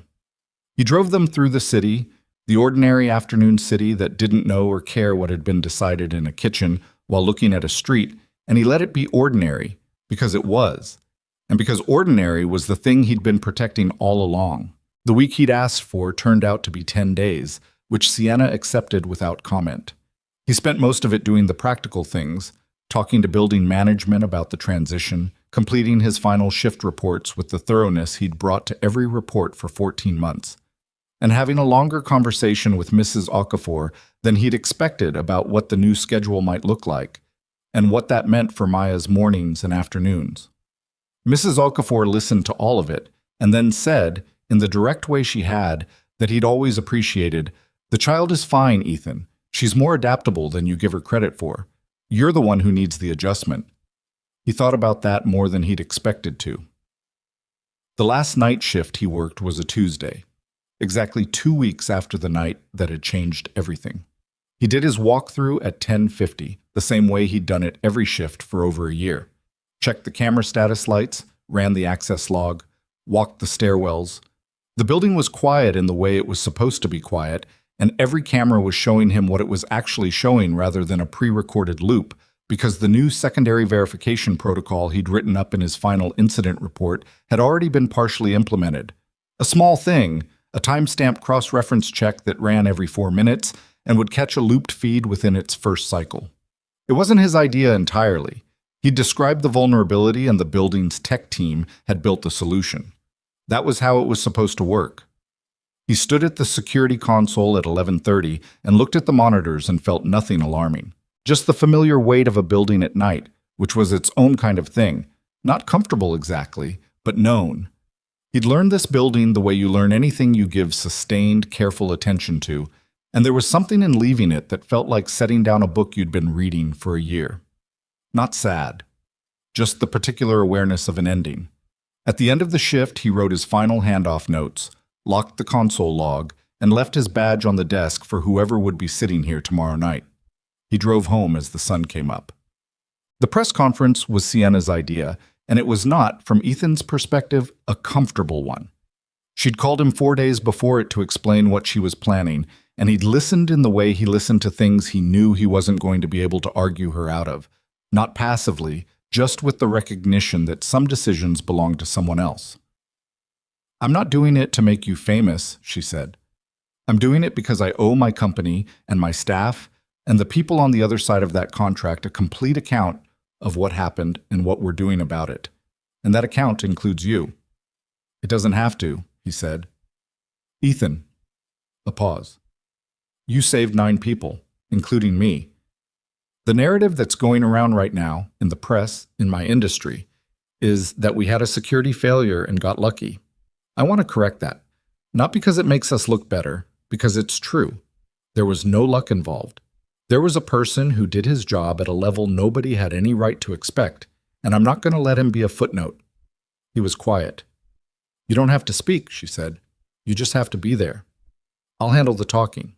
He agreed eventually with the kind of reluctance that is not performative, but also not sufficient to change the outcome. The press conference was held in Nexora's main lobby on a Wednesday morning, not the 32nd floor, which was still carrying the weight of what had happened there, but the ground floor atrium with its high ceilings and the particular quality of corporate light that makes everything look slightly more significant than it is.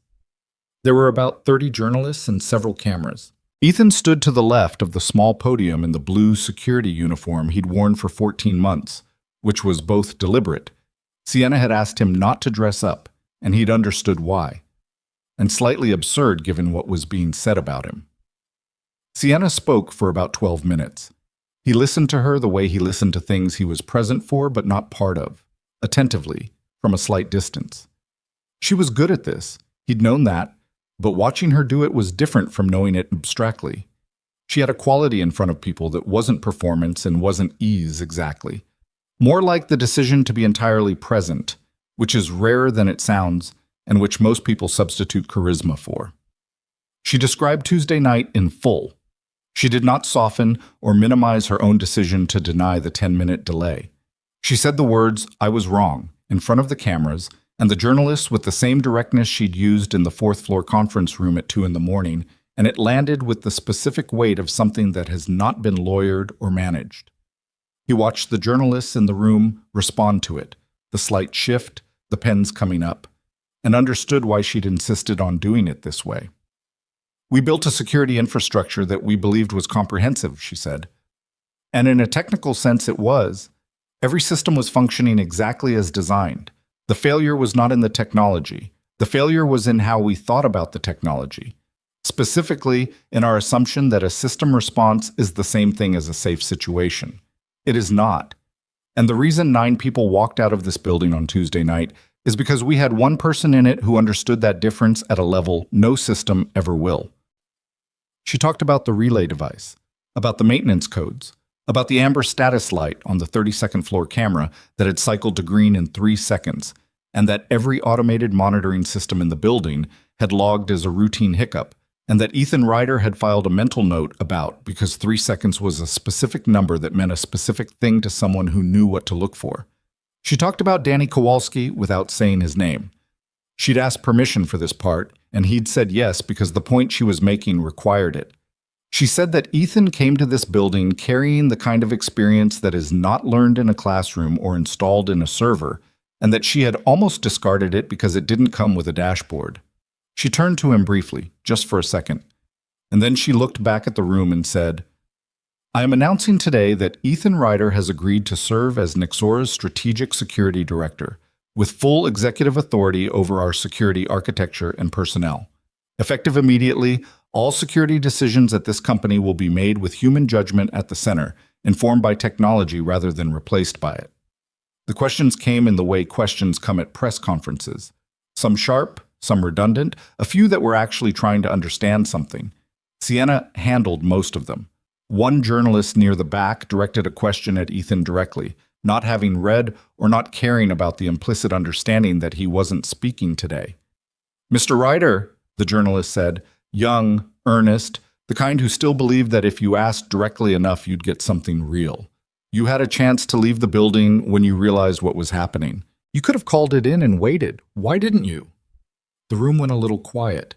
Ethan looked at the journalist for a moment. He hadn't prepared anything to say. He found, somewhat to his own surprise, that he had an answer. "Because there were 9 people on that floor," he said. "And I was already in the building." The journalist wrote something down. The room stayed quiet for a second longer than press conference rooms usually stay quiet, which was something. Sienna wrapped it up, professional and clean, and the cameras and the journalists filtered out, and the lobby returned to something approaching its normal register. She came to stand beside him when the last journalist was gone. "Thank you," she said, "for being here." "You did the work," he said. "We both know that's not quite right." She looked at the lobby, the atrium, the security desk, the elevator banks. "How does it feel, looking at it differently?" He thought about the honest answer. "Strange," he said, "but not wrong." She nodded at that, the short, decisive nod he'd come to recognize as her external signal that something had been accepted and filed. "Come upstairs Monday morning. We'll start." The space they gave him was on the 28th floor, not the executive suite level, which was 32, and not the security desk in the lobby, but somewhere in between, which he found appropriate. A corner office with actual windows, which he spent the first 2 days rearranging because the desk had been positioned to face the view and he preferred to have his back to the wall. The facilities team moved it without complaint and left him with a chair, a desk, 2 monitors, and a whiteboard that he immediately covered in a layout diagram of the building's access points annotated with every vulnerability he'd been cataloging in his head for the past 14 months. Martinez came up on the second day, knocked on the open door, and stood there with his arms crossed, looking at the whiteboard with the expression of someone who is impressed and trying to decide whether to say so. "How long have you been building that?" he asked. "Since November of last year," Ethan said. "Give or take." "In your head." "I didn't have a whiteboard." Martinez looked at him. "You know what I'm going to say. That I should have flagged more of this formally. That you should have flagged more of this formally." Martinez sighed in the way of a man who cannot actually be annoyed. Not because it would have changed anything necessarily, just because it's a system and the system needs the input to function, Ethan said. Yeah, I know. That's going to be different now. Good. Martinez uncrossed his arms. So what do you need from me? Ethan looked at him. Martinez was solid. He'd proven that on the worst night the building had seen. He was also experienced, careful, and had 18 people on the security team who respected him. I need you to stay exactly where you are, Ethan said. And I need you to tell me everything you know about every person on that team, not their files, what you actually know. Martinez pulled the door closed behind him and sat down. They talked for 2 hours. The formal briefing with the FBI came on the Thursday of his first week in the new role. Agents Reyes and Cho again, this time in Nexora's 28th floor conference room rather than the field office, which was a shift in geography that reflected something about the working relationship they were establishing. Sienna sat in for the first 30 minutes and then excused herself to a board call, which was its own ongoing negotiation. The acquiring company had not walked away from the deal, but the terms were being renegotiated with the careful wariness of people who have just watched the thing. They were buying nearly become a crime scene. When Sienna left, Reyes opened a folder on the table and slid a single page across. It was a summary, classified, headers redacted, the kind of document that has had enough removed that what's left is almost more suggestive than informative. Ethan read it. The organization that hired Marsh, Reyes said, we've been calling it Arbor internally. That's not their name, just our designation. They've been operating for approximately 4 years. Nexora was their 7th confirmed target. The previous 6 were smaller companies, 2 in biotech, 1 in defense contracting, 3 in fintech. None of the previous operations resulted in casualties. What happened at the others, Ethan said. They got what they came for. In 4 out of 6 cases, the target company didn't know they'd been compromised until they found their proprietary data in a competitor's product 6 months later. In 2 cases, they figured it out during the operation and called it in, but by then the extraction was complete. Reyes paused. Tuesday was the first time they failed. Because they didn't account for me. Because they didn't account for the variable, Reyes said, which was technically more precise and also the FBI way of saying yes. Their operational planning relied on the assumption that the internal leak gave them a complete picture of the building's security, which it did, in terms of systems. It didn't give them a complete picture of the people. Ethan looked at the page, the list of previous targets, redacted to initials. 4 years, 7 companies, a sophisticated enough operation to stay off law enforcement radar for that long. Marsh, he said. Is he talking? Not yet. His lawyer is exceptionally good, and the federal charges are being built carefully. Reyes folded his hands on the table. What we know from the technical analysis is that Arbor has a recruitment pipeline for internal assets at target companies. They identify financial vulnerabilities, debt, legal trouble, family pressure, and they make an approach. Ewan was recruited approximately 8 months before Tuesday night. He didn't just hand over information on request. He was managed over time, built up, tested in small ways before being asked for the big material. 8 months. Ethan thought about that. 8 months of Raymond Ewan swiping his badge at the same doors, eating lunch in the same cafeteria, attending the same all-hands meetings. 8 months of knowing what he was doing and finding ways to keep it compartmentalized enough to keep doing it. What's your confidence that Nexora is the only current active target? Ethan said. Reyes looked at him with the expression of someone who has been waiting for this particular question. Low, he said. We believe Arbor has multiple operations running concurrently, which is part of why this office, he gestured at the room, meaning Ethan's role more broadly, matters to us. We'd like to establish a formal information sharing arrangement, not surveillance of your company or your staff.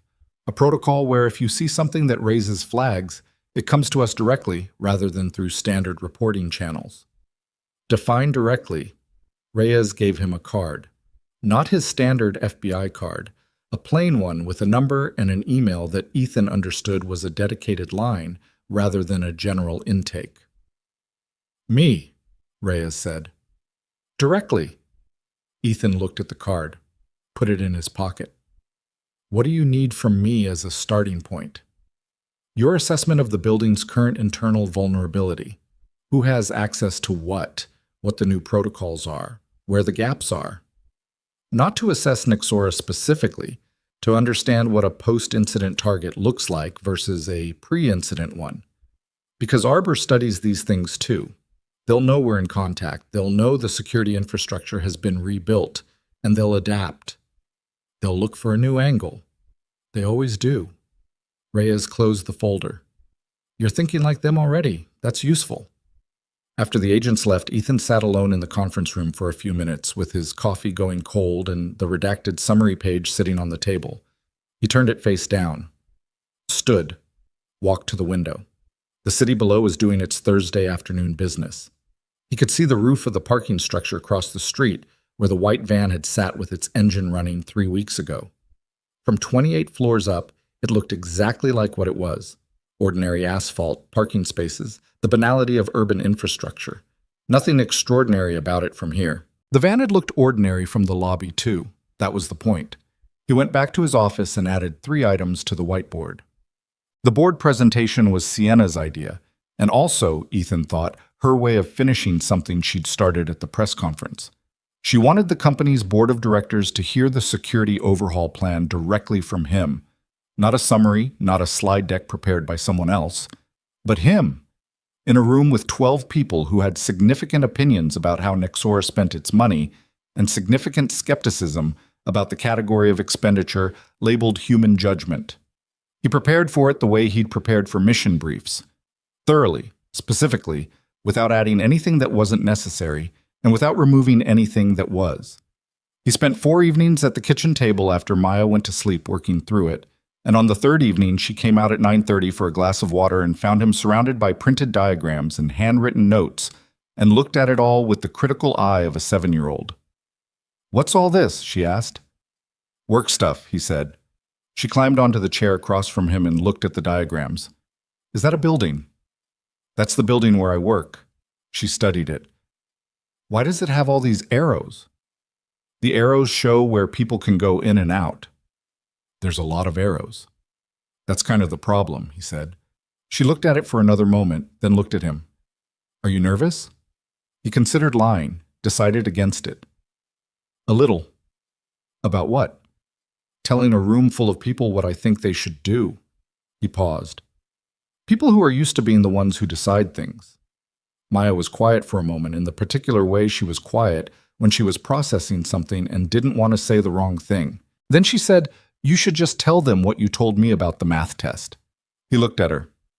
"What did I tell you about the math test?" "You said don't change the first answer." She slid off the chair, picked up her glass of water. "Just say what you actually think. Don't change it because they look like they want you to." She went back down the hallway to her room. He sat at the table and looked at the building diagram with all its arrows for a moment. Then he went back to work. The board meeting was on a Tuesday, the 3-week anniversary, which nobody mentioned but which Ethan was aware of in the way he was aware of most dates that had earned their weight. 12 directors around a long table on the 32nd floor, which had been fully restored by then, the plaster column repaired, the lobby recarpeted, the evidence of that night removed from the physical space, if not from the institutional memory of everyone who'd been present. Sienna introduced him without ceremony, just his name and his new title and a brief acknowledgement that the board had access to his background summary in the materials they'd been sent. He stood at the front of the room without a laptop or a slide remote. He had one printed page, the building diagram with the arrows, annotated. He laid it on the table and spoke for 35 minutes. He talked about what had happened, but not in the narrative way the press conference had used it, in the analytical way, the debrief way, the way you talk about an event when the goal is not to explain it but to extract from it every lesson it has to offer and make sure those lessons are structurally applied rather than emotionally processed and then filed away. He talked about the relay device and what it revealed about the assumption that a functioning system means a safe environment. He talked about the amber light and what it revealed about the difference between data and interpretation. He talked about Raymond Yuen and what it revealed about the fact that the most significant security vulnerability in any organization is usually the people inside it, not because people are untrustworthy, but because unaddressed pressure and inadequate culture create conditions where bad decisions become possible. and that addressing those conditions is security work as surely as installing better cameras. He talked about what he was building, not a replacement for technology, a partnership with it, a protocol where human assessment was formally integrated into the monitoring system rather than operating parallel to it and being overridden by it when they conflicted. A vulnerability review cycle that treated access to sensitive information as an ongoing concern rather than a one-time clearance decision.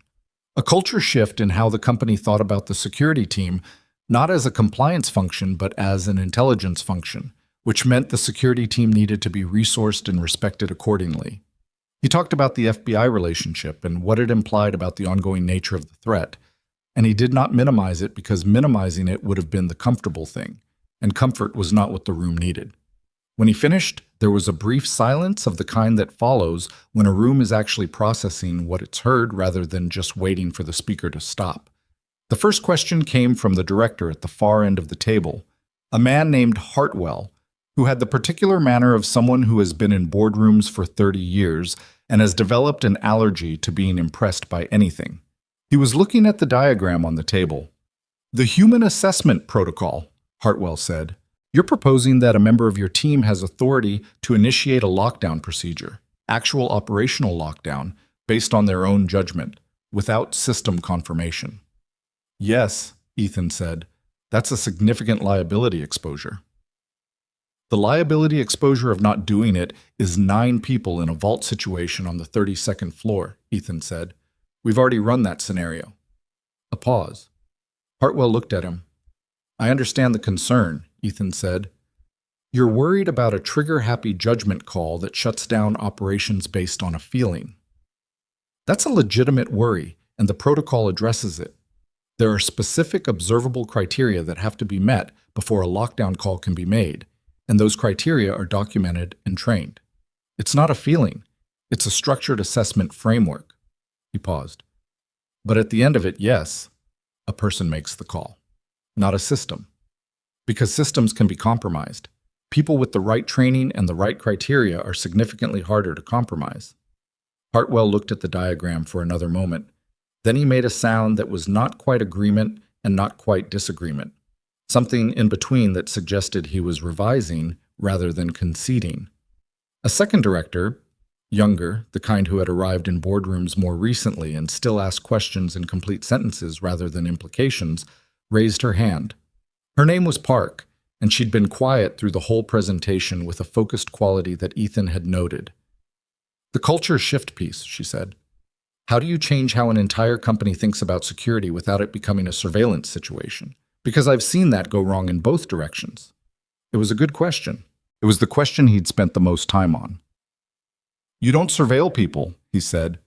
"You build conditions where people feel safe flagging things. The Ewan situation. 8 months.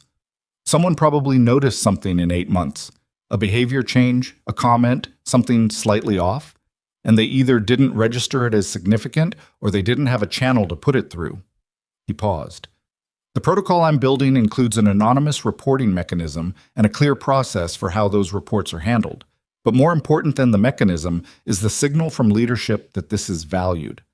That taking a concern seriously is what gets rewarded, not what gets you labeled as a problem." He looked at Park. "It's the same signal I needed 3 weeks ago and didn't get in time. That's the culture piece. It starts at the top and it's either real or it's not, and people can tell which one it is." Park wrote something in her notebook. The meeting ran another 40 minutes. There were more questions, some sharp, some defensive, one that was essentially a repackaged version of Hartwell's first question that he answered with the same patience and the same substance because the question deserved it regardless of how many times it was asked. At the end, Sienna called for a preliminary vote on the security budget reallocation that the overhaul required. It passed 11-1. He didn't look to see who the one was. It didn't change the outcome. Sienna walked him out into the hallway after. The 32nd floor had the particular quality of a space that has been reclaimed. The same place it was, nothing hidden about what had happened here, but functioning. Going forward. 11-1, she said. "I'll take it." Hartwell voted yes, in case you're wondering. He hadn't been wondering, but he was a little surprised. What changed his mind? "I think it was the liability argument," she said. He speaks that language. She looked at the hallway, the repaired column at the far end, the camera with its green status light. You did well in there. I said what I thought, he said. I didn't change the first answer. She looked at him with a slight question in her expression. Is that a reference to something? Yeah, he said. To someone smarter than me. The weeks that followed had the quality of construction. Not the dramatic kind, not the kind you can see in a single day, but the slow, deliberate kind where every day the thing being built is incrementally more itself than it was the day before. Ethan worked long hours, longer than he'd worked at the security desk, but differently. The hours had a directionality to them, a sense of building towards something specific, which made the length feel different from the long hours of a night shift where the job was mostly maintenance. He hired 3 people in the first month. All of them came recommended through channels he trusted. Former military, yes, but also a woman named Priya who'd spent 8 years in corporate intelligence and understood the intersection of human behavior and institutional vulnerability in a way that complemented what he was building. He sat down with each of them for a long time before he made any decisions, the way you sit with something important. He was not looking for impressive backgrounds. He was looking for the specific quality of someone who carries the weight rather than setting it down when it gets inconvenient. Priya, in her interview, had said something that stayed with him. He'd asked her why she wanted to leave corporate intelligence to join a company security team, and she'd looked at him. She had a look that was evaluating and straightforward in equal measure, and said, because corporate intelligence is mostly about gathering information. I want to be in a place where the information actually changes something, where the assessment means something happens. She'd paused. From what I've read about what you're building here, that's what this is. The assessment matters. I want to work in a place where the assessment matters. He'd called her with an offer the next morning. Martinez remained. He'd offered Martinez the option to report directly to him rather than through the building management chain, and Martinez had said, I'm not interested in a promotion, Ryder. I'm interested in doing the job right. Tell me what the job looks like now, and I'll do it. So he told him, and Martinez did it, and that was the working relationship. Not complicated, not full of institutional dynamics, just 2 people who respected each other's competence and were honest when they disagreed, which was occasionally and productively. The surveillance footage review came in the 5th week. The FBI's technical team had completed their forensic analysis of the building's camera records, the actual records, the ones that had been running on the building's backup archive system that the relay device hadn't compromised because it hadn't known the backup system existed. It was an older system, less sophisticated, running on a separate server that predated the major security upgrade and had never been integrated into the main architecture, a legacy artifact that had survived 2 rounds of infrastructure renewal through the specific institutional inertia of nobody ever formally deciding to remove it. Reyes sent Ethan the summary findings with a note that said simply, "Thought you'd want to see the full picture." The footage showed Ethan's walkthrough at 10:50. The lobby entrance. The van. The 2 men at its side, visible for a full 4 seconds in the backup camera's wide angle before they stepped around the vehicle. The footage showed his 11 o'clock check of the executive floors. The camera on 32, the amber light clearly visible in the recording, the 3-second cycle. It showed his return to the console at 11:31 and the moment he stood up from his chair. It showed him moving. He watched it alone in his office late on a Thursday evening, the building mostly empty around him. The footage was grainy. The backup system's resolution was not high, but clear enough. He watched himself on the 31st floor, the corridor, the contractor's cart, the door from the stairwell opening. The speed of what followed was, even watching it, difficult to entirely follow. Not because it was dramatic in a cinematic way, but because it was efficient in a way that cameras have trouble conveying. 3 seconds, 4, 12. He watched it once. Then he stopped it. He was not going to watch it again. What he did instead was write a memo, addressed to Sienna, copied to the board, detailed and specific, about the backup camera system, about the fact that it had survived because nobody had gotten around to removing it, about the fact that legacy systems are sometimes exactly this, not obsolete, just overlooked, continuing to function in the background while the newer and more sophisticated architecture gets all the attention and all the trust. About the fact that the backup footage had preserved the only independent record of the building's actual activity that night, including the amber light cycle that had triggered the stack of details that had sent him up the stairwell 17 minutes before the first gunshot. The memo concluded with a recommendation that the backup system be formally integrated into the new monitoring architecture, given redundant power, and treated as a primary record rather than an afterthought. It was, he wrote in the final paragraph, the kind of thing that is easy to miss because it doesn't advertise its value. It just keeps running quietly in the background, doing its job, until the moment when its job turns out to be the only one that matters. He sent it at 9:47 p.m., put on his jacket, and took the elevator down. The lobby was quiet. Carla was on the evening shift now. She'd taken Martinez's old slot when the team restructuring freed it up, and she was good at it, her attention systematic and her instincts sharper than her mild manner suggested. She looked up when he came off the elevator. Heading out? Yeah. He stopped at the desk. Anything? Clean night, she said. Vendor came through at 8 for the 7th floor HVAC maintenance, left at 9:15, logged and clean. She paused.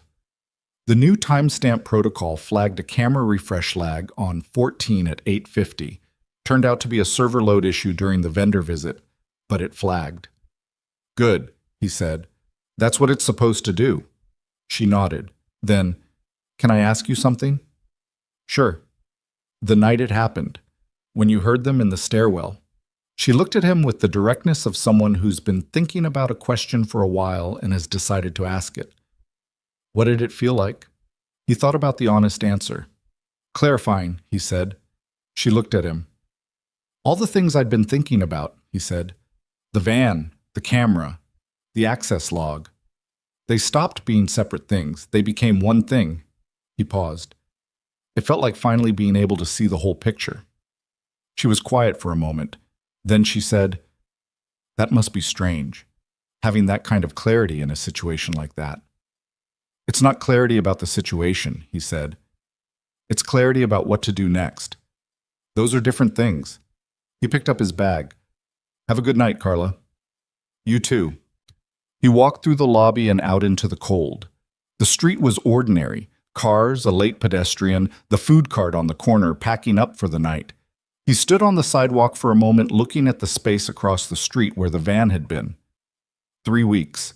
The van's spot was occupied now by a sedan with a parking ticket on the windshield, which was the most mundane possible thing to be there instead. He thought about what Carla had said, what it felt like. He'd told her clarifying, and that was true as far as it went. But it wasn't complete. What it had actually felt like, what he'd never said to anyone, not to Reyes, not to Sienna, not to Martinez, was familiar, not comfortable, not welcome, just familiar, in the way that a language you've been trying to forget is still fluent inside you, whether you want it to be or not. He hadn't stopped being what he was. He'd just stopped doing it. And the night in the stairwell had been the moment those two things collided and resolved into something that wasn't either of the versions he'd been carrying around for 4 years. He was a father. He was a security director. He was the person who had stood in the stairwell and listened to footsteps and made the decision without ceremony or hesitation. He was all of those things at once, and none of them canceled the others out. He started walking toward the parking structure. His phone buzzed. A text from Mrs. Okafor that said Maya had left her math homework on the kitchen table and might claim in the morning that she'd done it already, which was a preventive heads-up he appreciated. He texted back a thank you and kept walking. The city was loud and lit and entirely indifferent to the specifics of any one person moving through it, which was the thing he'd always liked about cities. The freedom of being just one more element of a very large and complicated system, unspectacular in the aggregate even when the particulars were something else. He moved through it the same way he always had, watching the margins, present without announcement. The parking structure was 3 floors and 2/3 full on the ground level. He went to his car, a 10-year-old sedan that needed the rear left tire looked at, and that Maya had strong opinions about the air freshener in, currently Pine, which she found excessive and he found inoffensive. He unlocked it, sat down, checked his mirrors by habit, and started the engine. He had to be in early tomorrow. He had a meeting with Priya about the anonymous reporting channel design, then a check-in call with Reyes, then a walkthrough with the contractor who was installing the upgraded server redundancy on the backup camera system. Full day. Good work. He pulled out and drove toward home, and the city moved around him the way it always did, and the stove light would be on when he got there, and Maya would be asleep with her rabbit and her math homework and her 7-year-old certainty that her father was going to be there in the morning. He drove through a green light, kept going. The meeting with Priya ran long on Friday morning, which neither of them minded, because the thing they were building required the kind of time that can't be rushed without producing something hollow. The anonymous reporting channel was not, on its surface, a complicated mechanism, a secure intake system, a clear protocol for how reports were reviewed and acted on, a defined timeline for response that was short enough to feel real rather than bureaucratic. The complicated part was everything around it, how you tell people it exists, how you make them believe it isn't a trap, how you build a culture that makes using it feel like the normal thing rather than the risky thing. Priya had a draft framework on the whiteboard that was already better than what he'd sketched out alone. She had a way of thinking about institutional behavior that was neither cynical nor naive. She understood that people make self-protective decisions, and that the goal was not to change human nature, but to restructure the environment so that the self-protective decision and the right decision pointed in the same direction. The UN situation, she said at one point. I've been thinking about it a lot. What about it? 8 months. The approach, the build-up, the testing. She leaned against the desk.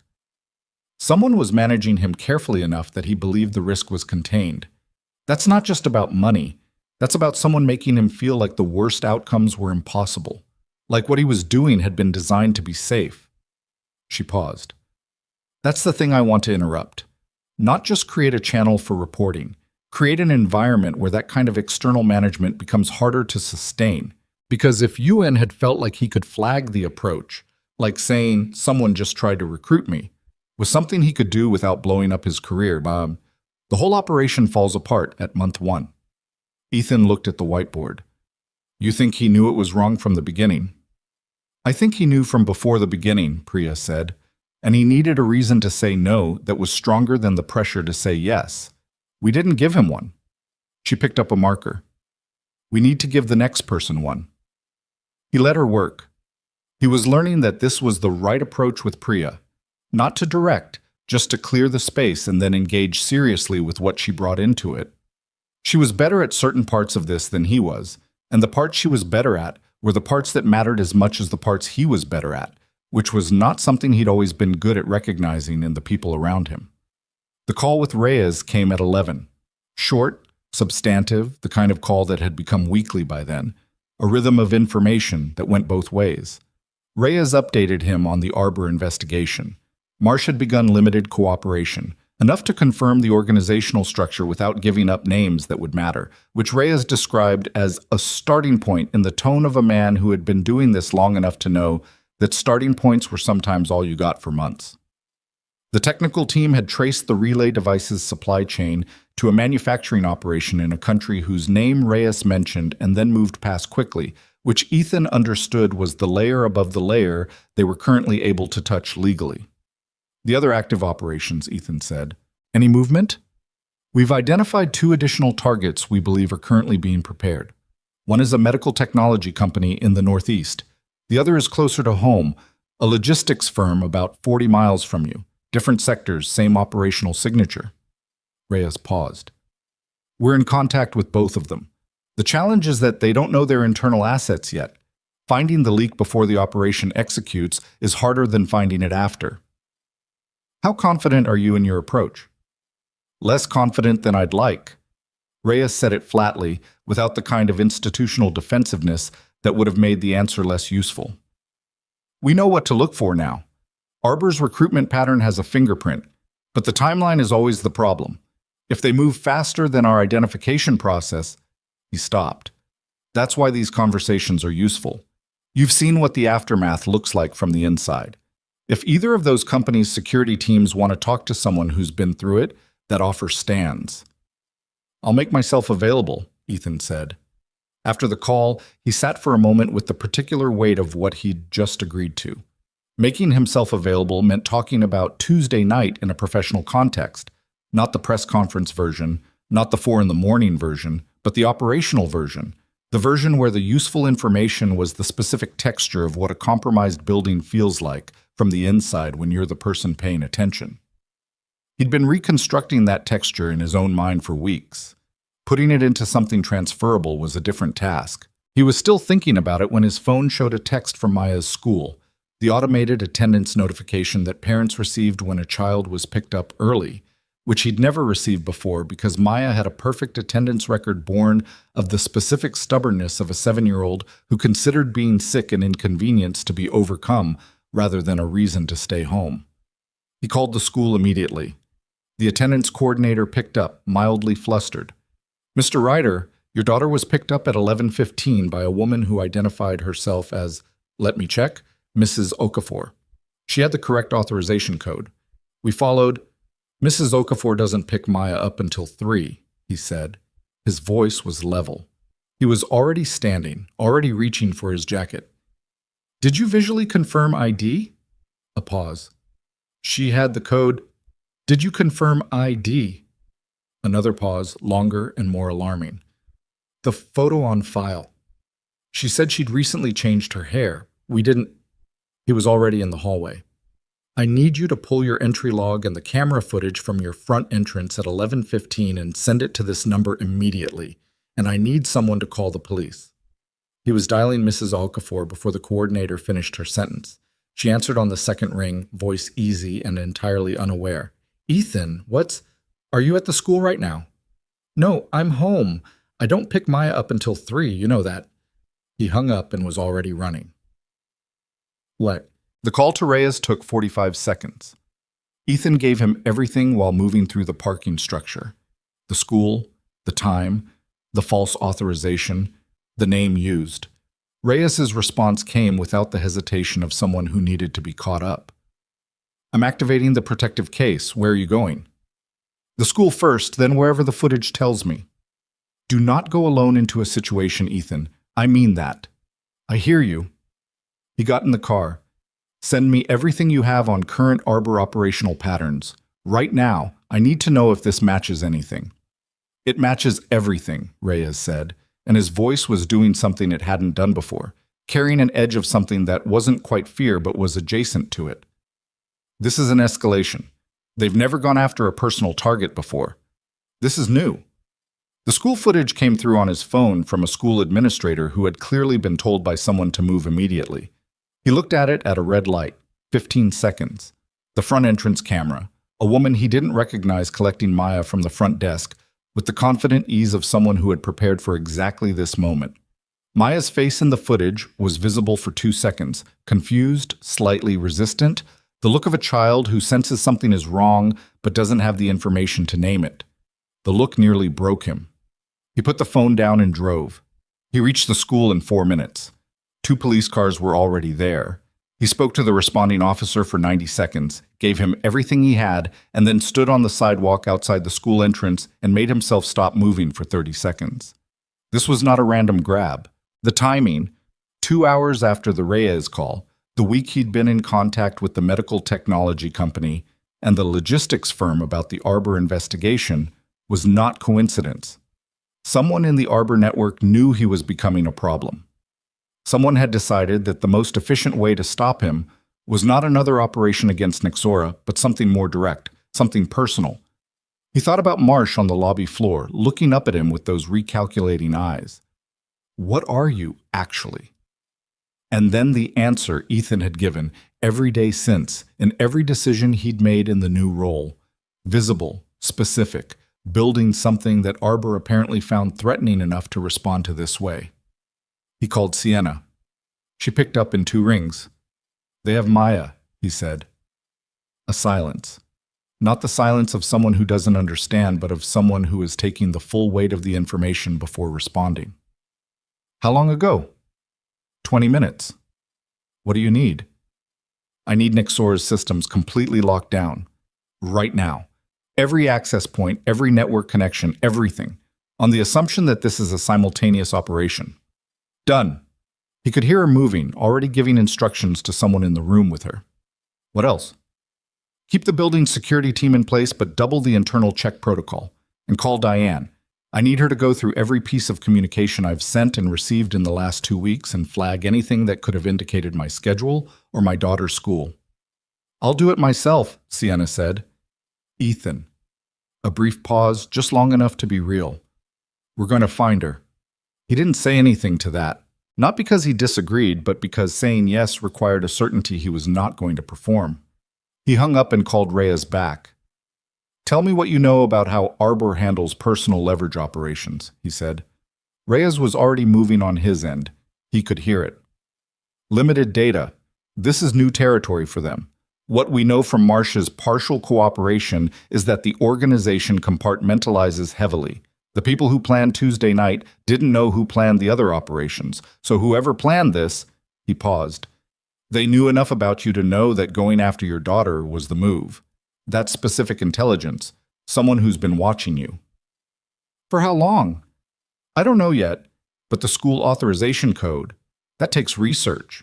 That takes time. A beat. Ethan, I need you to tell me your honest assessment right now. If they're using Maya as leverage, what do they want from you? He stood outside the school in the November cold and thought about it with the specific clarity that comes when everything else drops away, and only the essential question remains. They want me to stop, he said. They're not going to trade her for something I can give them. I don't have operational information that Arbor wants. What I have is a function. I'm building something that makes their next operation harder. They want me to stop building it. Which means they'll make contact, Reyes said. They need you to do something. They can't just take her and disappear. That doesn't get them what they want. How long before contact? If they're smart, and they are, soon. They don't want you operational for longer than necessary. Every hour you're out here is an hour you're working toward finding her, rather than toward whatever they want. He was already walking back to his car. I need everything you have on the woman from the school footage. I'm sending it now. Already received. Team's on it. Reyes's voice dropped slightly. Not quieter in volume, just a register lower. The shift that happens when someone is talking to you rather than at the situation. You know what the playbook says for this kind of thing? I know. The playbook says you stand down. You let the people with badges and resources work it, because the parent who goes in alone makes it worse. I know what the playbook says, Ethan said. A pause. And I'm going to follow it, Ethan said, until I can't. The contact came at 1:17 p.m., not by phone, by email, to his Nexora account, from an address that Reyes's team traced in 11 minutes to a server chain that ended in 3 different countries and resolved to nothing useful. The message was 4 sentences. Your daughter is safe and will remain so. You will submit your resignation from Nexora effective today. You will provide no further cooperation to federal investigators. Comply by 5 p.m. and she comes home tonight. He read it twice. Then he forwarded it to Reyes and to Sienna simultaneously. Sienna called in under a minute. Don't you dare resign, she said before he could speak. I know. I mean it, Ethan. Whatever I know. I'm not resigning. He was in his car, parked in the school lot, the engine running for the heat. It's a delay tactic. They want me compliant and quiet for long enough to move her somewhere else, or complete whatever secondary operation they're running. Compliance doesn't actually return her. It just gives them time. A silence. How do you know that? Because if compliance returned her, they'd need to trust that I'd stay compliant after she was home, and they know enough about me to know I wouldn't. He paused. They're not negotiating in good faith. They're buying time. So what do? We find her before 5 o'clock. He looked at the school entrance. And we don't make any moves that tell them we're looking in the right direction. He spent the next 40 minutes in the car running a parallel track, talking to Reyes every 15 minutes, processing the footage analysis that came through in pieces, and doing something that the playbook didn't cover. He was thinking about the woman at the school entrance, the way she'd moved, the ease of it. Someone who'd done this before, Not necessarily this specifically, but operational approaches requiring a performance of normalcy in a high visibility setting.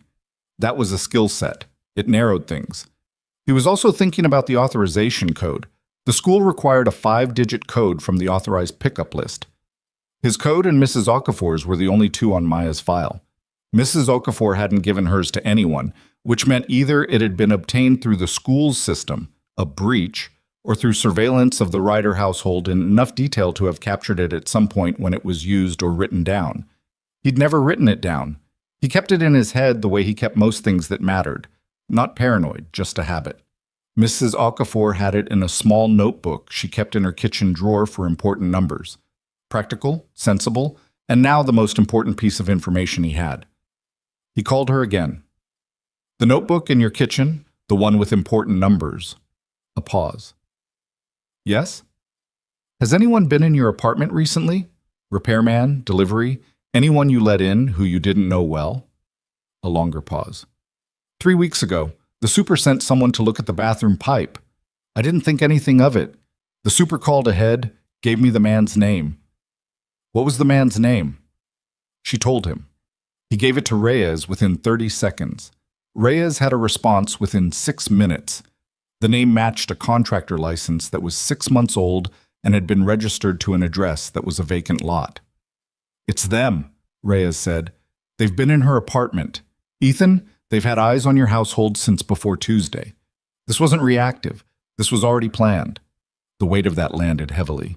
They had been watching his life, Mrs. Okafor's notebook, Maya's school, the authorization code, while he was building the security overhaul 2 floors above the lobby where he used to sit. The careful, deliberate architecture of a normal life that he'd constructed around Maya, the very ordinariness of it, had been studied and mapped and turned into a vulnerability. He sat with that for 10 seconds. Then he put it away because there was no version of this where sitting with it helped Maya. The woman at the school, he said to Reyes. Where is she right now? We have a partial plate from a traffic camera 2 blocks from the school. Vehicle is a gray SUV reported stolen yesterday morning. We're running plates at every camera in the grid. How large a grid? 2-mile radius from the school, expanding. He thought about what he knew about Arbor's operational style. Compartmentalized, prepared, thorough. They wouldn't use a safe house that was close to the pickup point. Too obvious. But they also wouldn't go far immediately. They'd want to be mobile, flexible, not committed to a single location until they knew whether compliance was coming. Check storage facilities, he said, industrial units, places with vehicle access and no foot traffic. Within 5 to 10 miles from the school, not 2. A pause. You're thinking they need space to wait without being visible. They're not going anywhere until 5 o'clock. They need somewhere to be for 3 hours that doesn't look like anything. He paused. And they need somewhere Maya won't be heard. He hated saying that last part. He said it anyway because the analysis required it. I'll redirect the search, Reyes said. While Reyes worked, Ethan drove. Not toward anything specific. He had no destination yet, but because sitting still felt dangerous in a way that had nothing to do with logic. He drove the grid, the neighborhood around the school, the arterials out of it, the industrial blocks that sat in the geography between residential and commercial, where the city gets quieter and the buildings get lower, and the streets have less reason for people to be watching. He was on his 3rd pass through a block of warehousing units when his phone rang. Not Reyes, not Sienna. An unknown number. Not a blocked number, just a number he didn't have stored, which was different. He answered. Ryder. A woman's voice. The same voice, he was almost certain, from somewhere in the ambient audio of the school footage that the technical team had cleaned up. Calm, professional, accented in a way he couldn't immediately place. Mr. Ryder, you received our message. I did. And your decision? I need to speak to my daughter, he said. His voice was entirely flat. Not aggressive, not pleading, just the specific register of a man who is operating. A brief pause. Then, in the background he was listening to with everything he had, a small voice. 7 words, slightly muffled, the voice of someone trying to sound braver than they felt. Dad, I'm okay. I have my rabbit. He closed his eyes for 1 second. She's with me, the woman said. She'll remain that way until... I heard you the first time, Ethan said. I need 20 minutes before I can make any decision. I'm currently with federal agents and I need to separate from them without it looking like I'm separating from them. A pause. That is not... You want me to disappear from the FBI's line of sight before I make any move, he said. That takes time to do correctly. You know that. You have my daughter. I'm not going anywhere. He paused. 20 minutes. He could hear the calculation happening. 15, she said. And Mr. Ryder, we're watching the building and we know what federal response looks like. Any escalation? 15 minutes, he said, and hung up. He was already texting Reyes as he drove. Keep all units static. No movement visible anywhere near Nexora or the school. I have a contact on the line and I need 15 minutes to hold the space. Trust me. Reyes's response took 4 seconds. Understood. But you tell me everything. He called Reyes immediately and talked for the next 8 minutes, driving slowly through the industrial blocks while the city went about its ordinary business around him. He described the call, the background audio, what he'd heard beyond Maya's voice, faint traffic, a specific pattern of it, the particular quality of ambient sound that comes from a space with high ceilings and concrete walls, a warehouse, or a large storage unit. The traffic was consistent with a through road rather than a side street, consistent with one of the arterials he'd been passing for the last 20 minutes. She said she has the rabbit, Ethan said. Maya grabbed it this morning. The woman let her keep it. That's... He stopped. That was actually a piece of information, not about Maya's safety. Anyone could let a child keep a stuffed animal, regardless of what they intended, but about the woman, the choice to allow it. The decision that keeping the child calm and compliant was better achieved through small allowances than through force. She's managing Maya, not containing her. She wants her cooperative, which means Maya isn't hurt and isn't restrained, Reyes said, which means Maya is sitting somewhere in a big empty space with her rabbit, probably confused and scared but not physically harmed, with a woman who is trying to keep her from escalating. He paused. Which means Maya is talking. Is that relevant? Maya talks when she's nervous, he said. She asks questions. She notices things. And she's not going to stop doing those things because someone she doesn't know tells her to. He thought about his daughter's careful eyes, her precise questions, the way she'd looked at the building diagram on the kitchen table. Whatever she's observed in the last 2 hours, she's going to tell me. Reyes was quiet for a moment. Ethan, we have a hit on the plate. The gray SUV is parked at a storage facility on Mercer Industrial Road, East Side. Unit is registered to a shell company. Local unit is... Hold them, Ethan said. I said hold them already. I mean until I'm there. That is not... Reyes. He turned toward Mercer Industrial Road. I am 6 minutes away and I need to be the first person Maya sees. Not a tactical team, not uniforms. Me. He paused. You can be 30 seconds behind me, but I'm going in first. A silence that lasted exactly as long as it needed to. 30 seconds, Reyes said, and you're wearing a wire. I don't have a wire. Your phone on speaker in your pocket the whole time. That's the wire. He put the phone in his shirt pocket, speaker on. Drove. Mercer Industrial Road was the kind of street that exists in the middle distance of every city. Not abandoned, not busy, just functional in the low-key way of places that exist to store things. The storage facility was a long, low building, corrugated metal walls, roll-up doors every 15 feet, a chain-link perimeter with one gate that was currently open. The gray SUV was parked beside Unit 14, visible from the road. He pulled in slowly. No performance. Just a car pulling into a storage facility, which was what this looked like from the outside. He parked, got out, walked to Unit 14 and knocked on the roll-up door the way you knock on someone's door. Not aggressive, just present. A pause. Then the door rolled up 6 inches and the woman's voice came through the gap. That was 11 minutes. I drive fast, he said. I want to see my daughter. Another pause. The door rolled up to waist height. He could see inside. Concrete floor, the gray light of a November afternoon through the gap, and Maya sitting on what looked like a moving blanket against the far wall with the rabbit in her lap, and the specific expression of a child who has been frightened and has chosen defiance as the response, which was the most like him she'd ever looked in her entire life. "Dad," she said, "this lady won't tell me what's happening." "I know." He looked at her. "Are you hurt?" "No," delivered with the 7-year-old version of indignation. "She got me a granola bar. It was okay. Peanut butter." He looked at the woman. She was standing to the left against the wall, one hand visible and one not. Professional posture, the kind that keeps options open. Medium height, late 30s, the same confident stillness from the school footage. She was looking at him with the assessment quality he recognized from people who do operational work, sizing him up the same way he was sizing her up. "Your decision," she said. "There's a federal response team 30 seconds from this location," he said. It was true. He could, if he listened, probably already hear them. "You knew this was a possibility when you took my daughter. You planned for it." He paused. "Which means you have an exit option, and you've been deciding for the last few minutes whether to use it. I'm telling you that whatever the exit option is, it doesn't work. Not today. Not with my daughter in this building." Something moved in her expression, not fear, something more like a calculation reaching its conclusion. "The resignation," she said.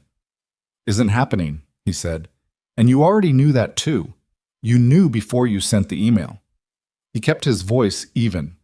"Arbor sent you to buy time for something else. I don't know what it is, but it's already not going to work. Because the moment you took Maya, every resource connected to the Nexora case redirected to this. Whatever the secondary operation was, it's compromised." He paused.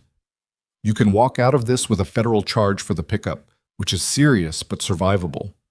Or you can add obstruction and whatever comes next, which is worse." He looked at her.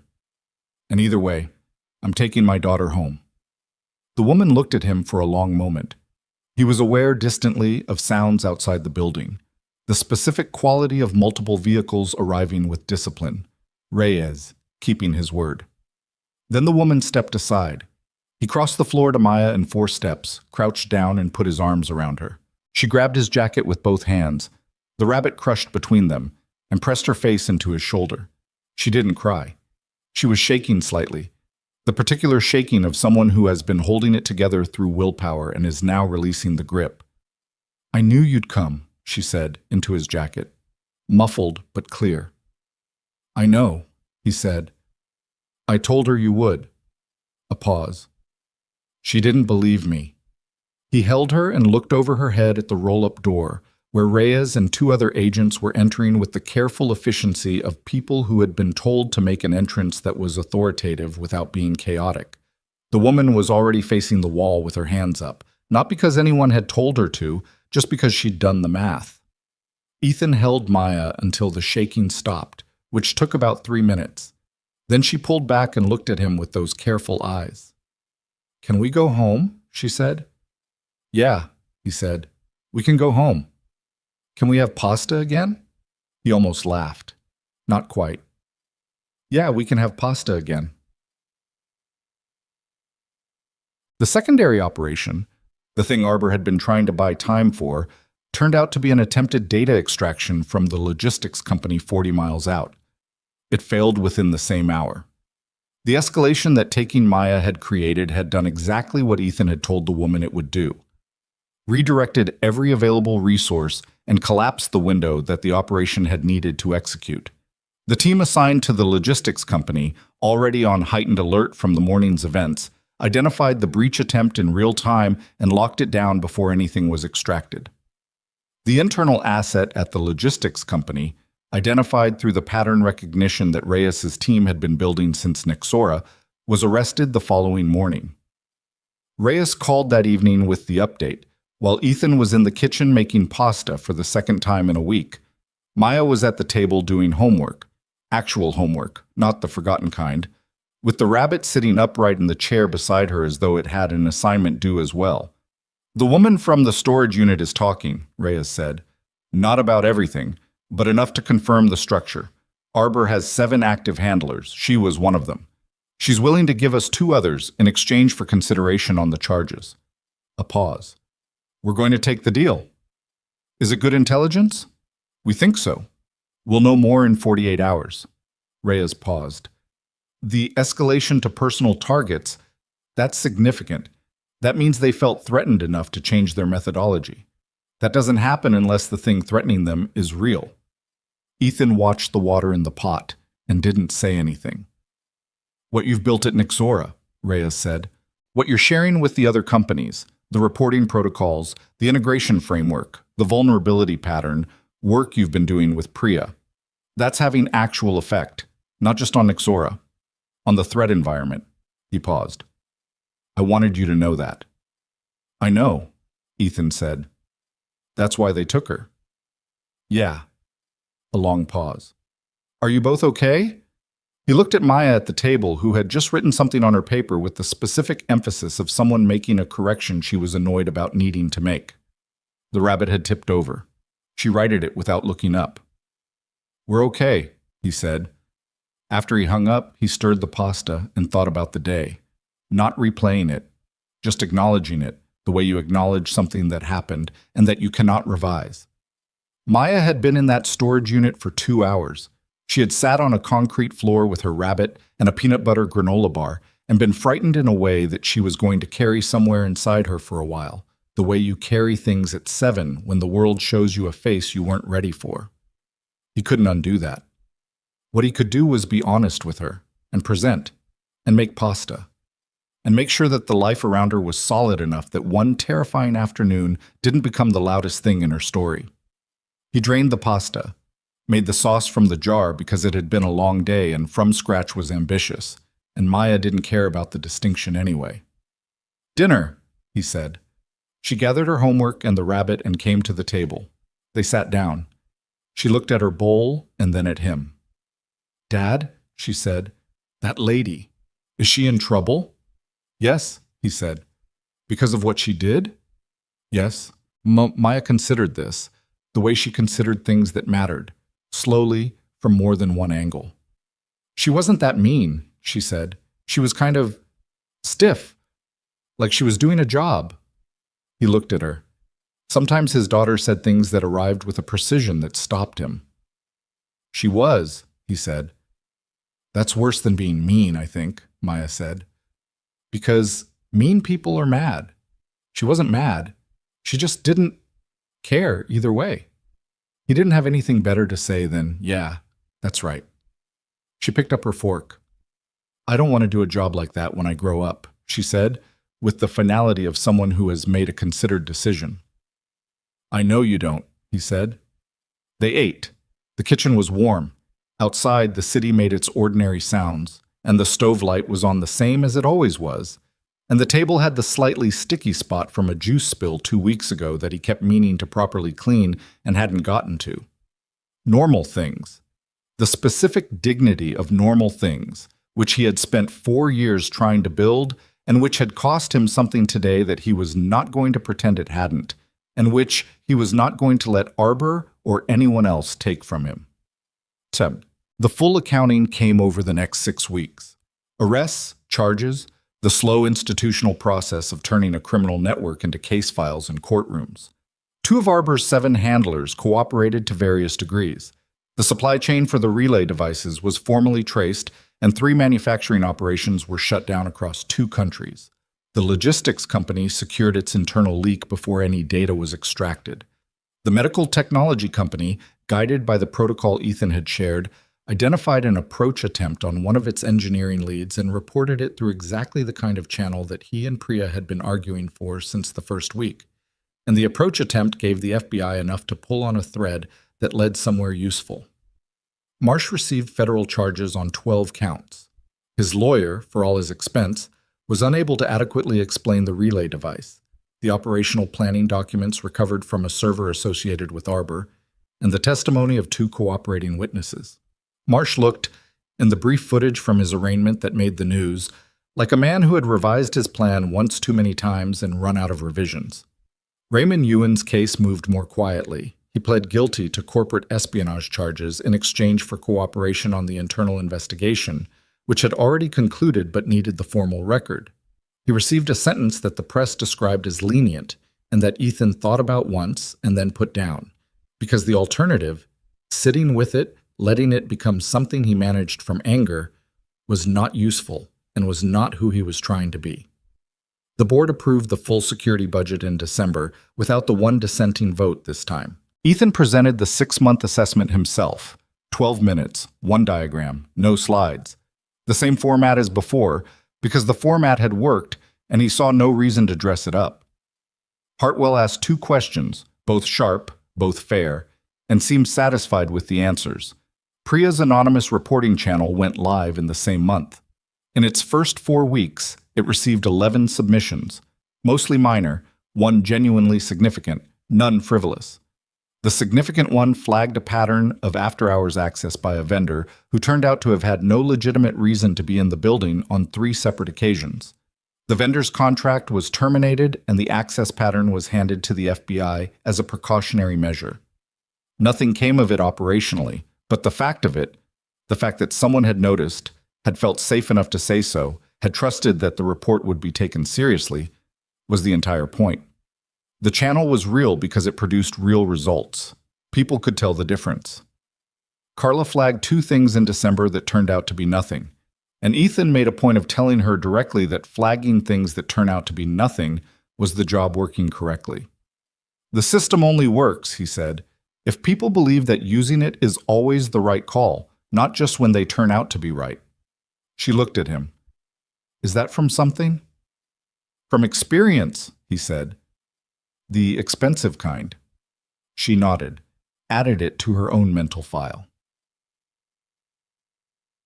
On a Saturday morning in mid-January, Ethan Ryder sat at his kitchen table with coffee and Maya's flashcards and a particular quality of light coming through the window that only happens in winter when the sun is low and the air is cold and clear.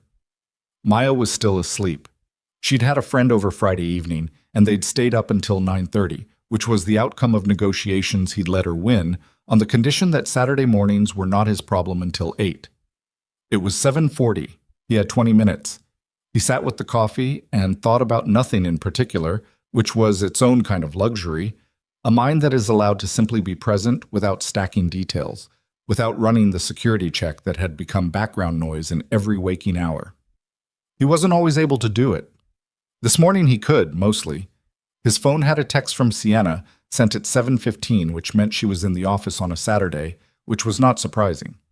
It said, Reyes confirmed Arbor's lead handler identified and in custody in Geneva.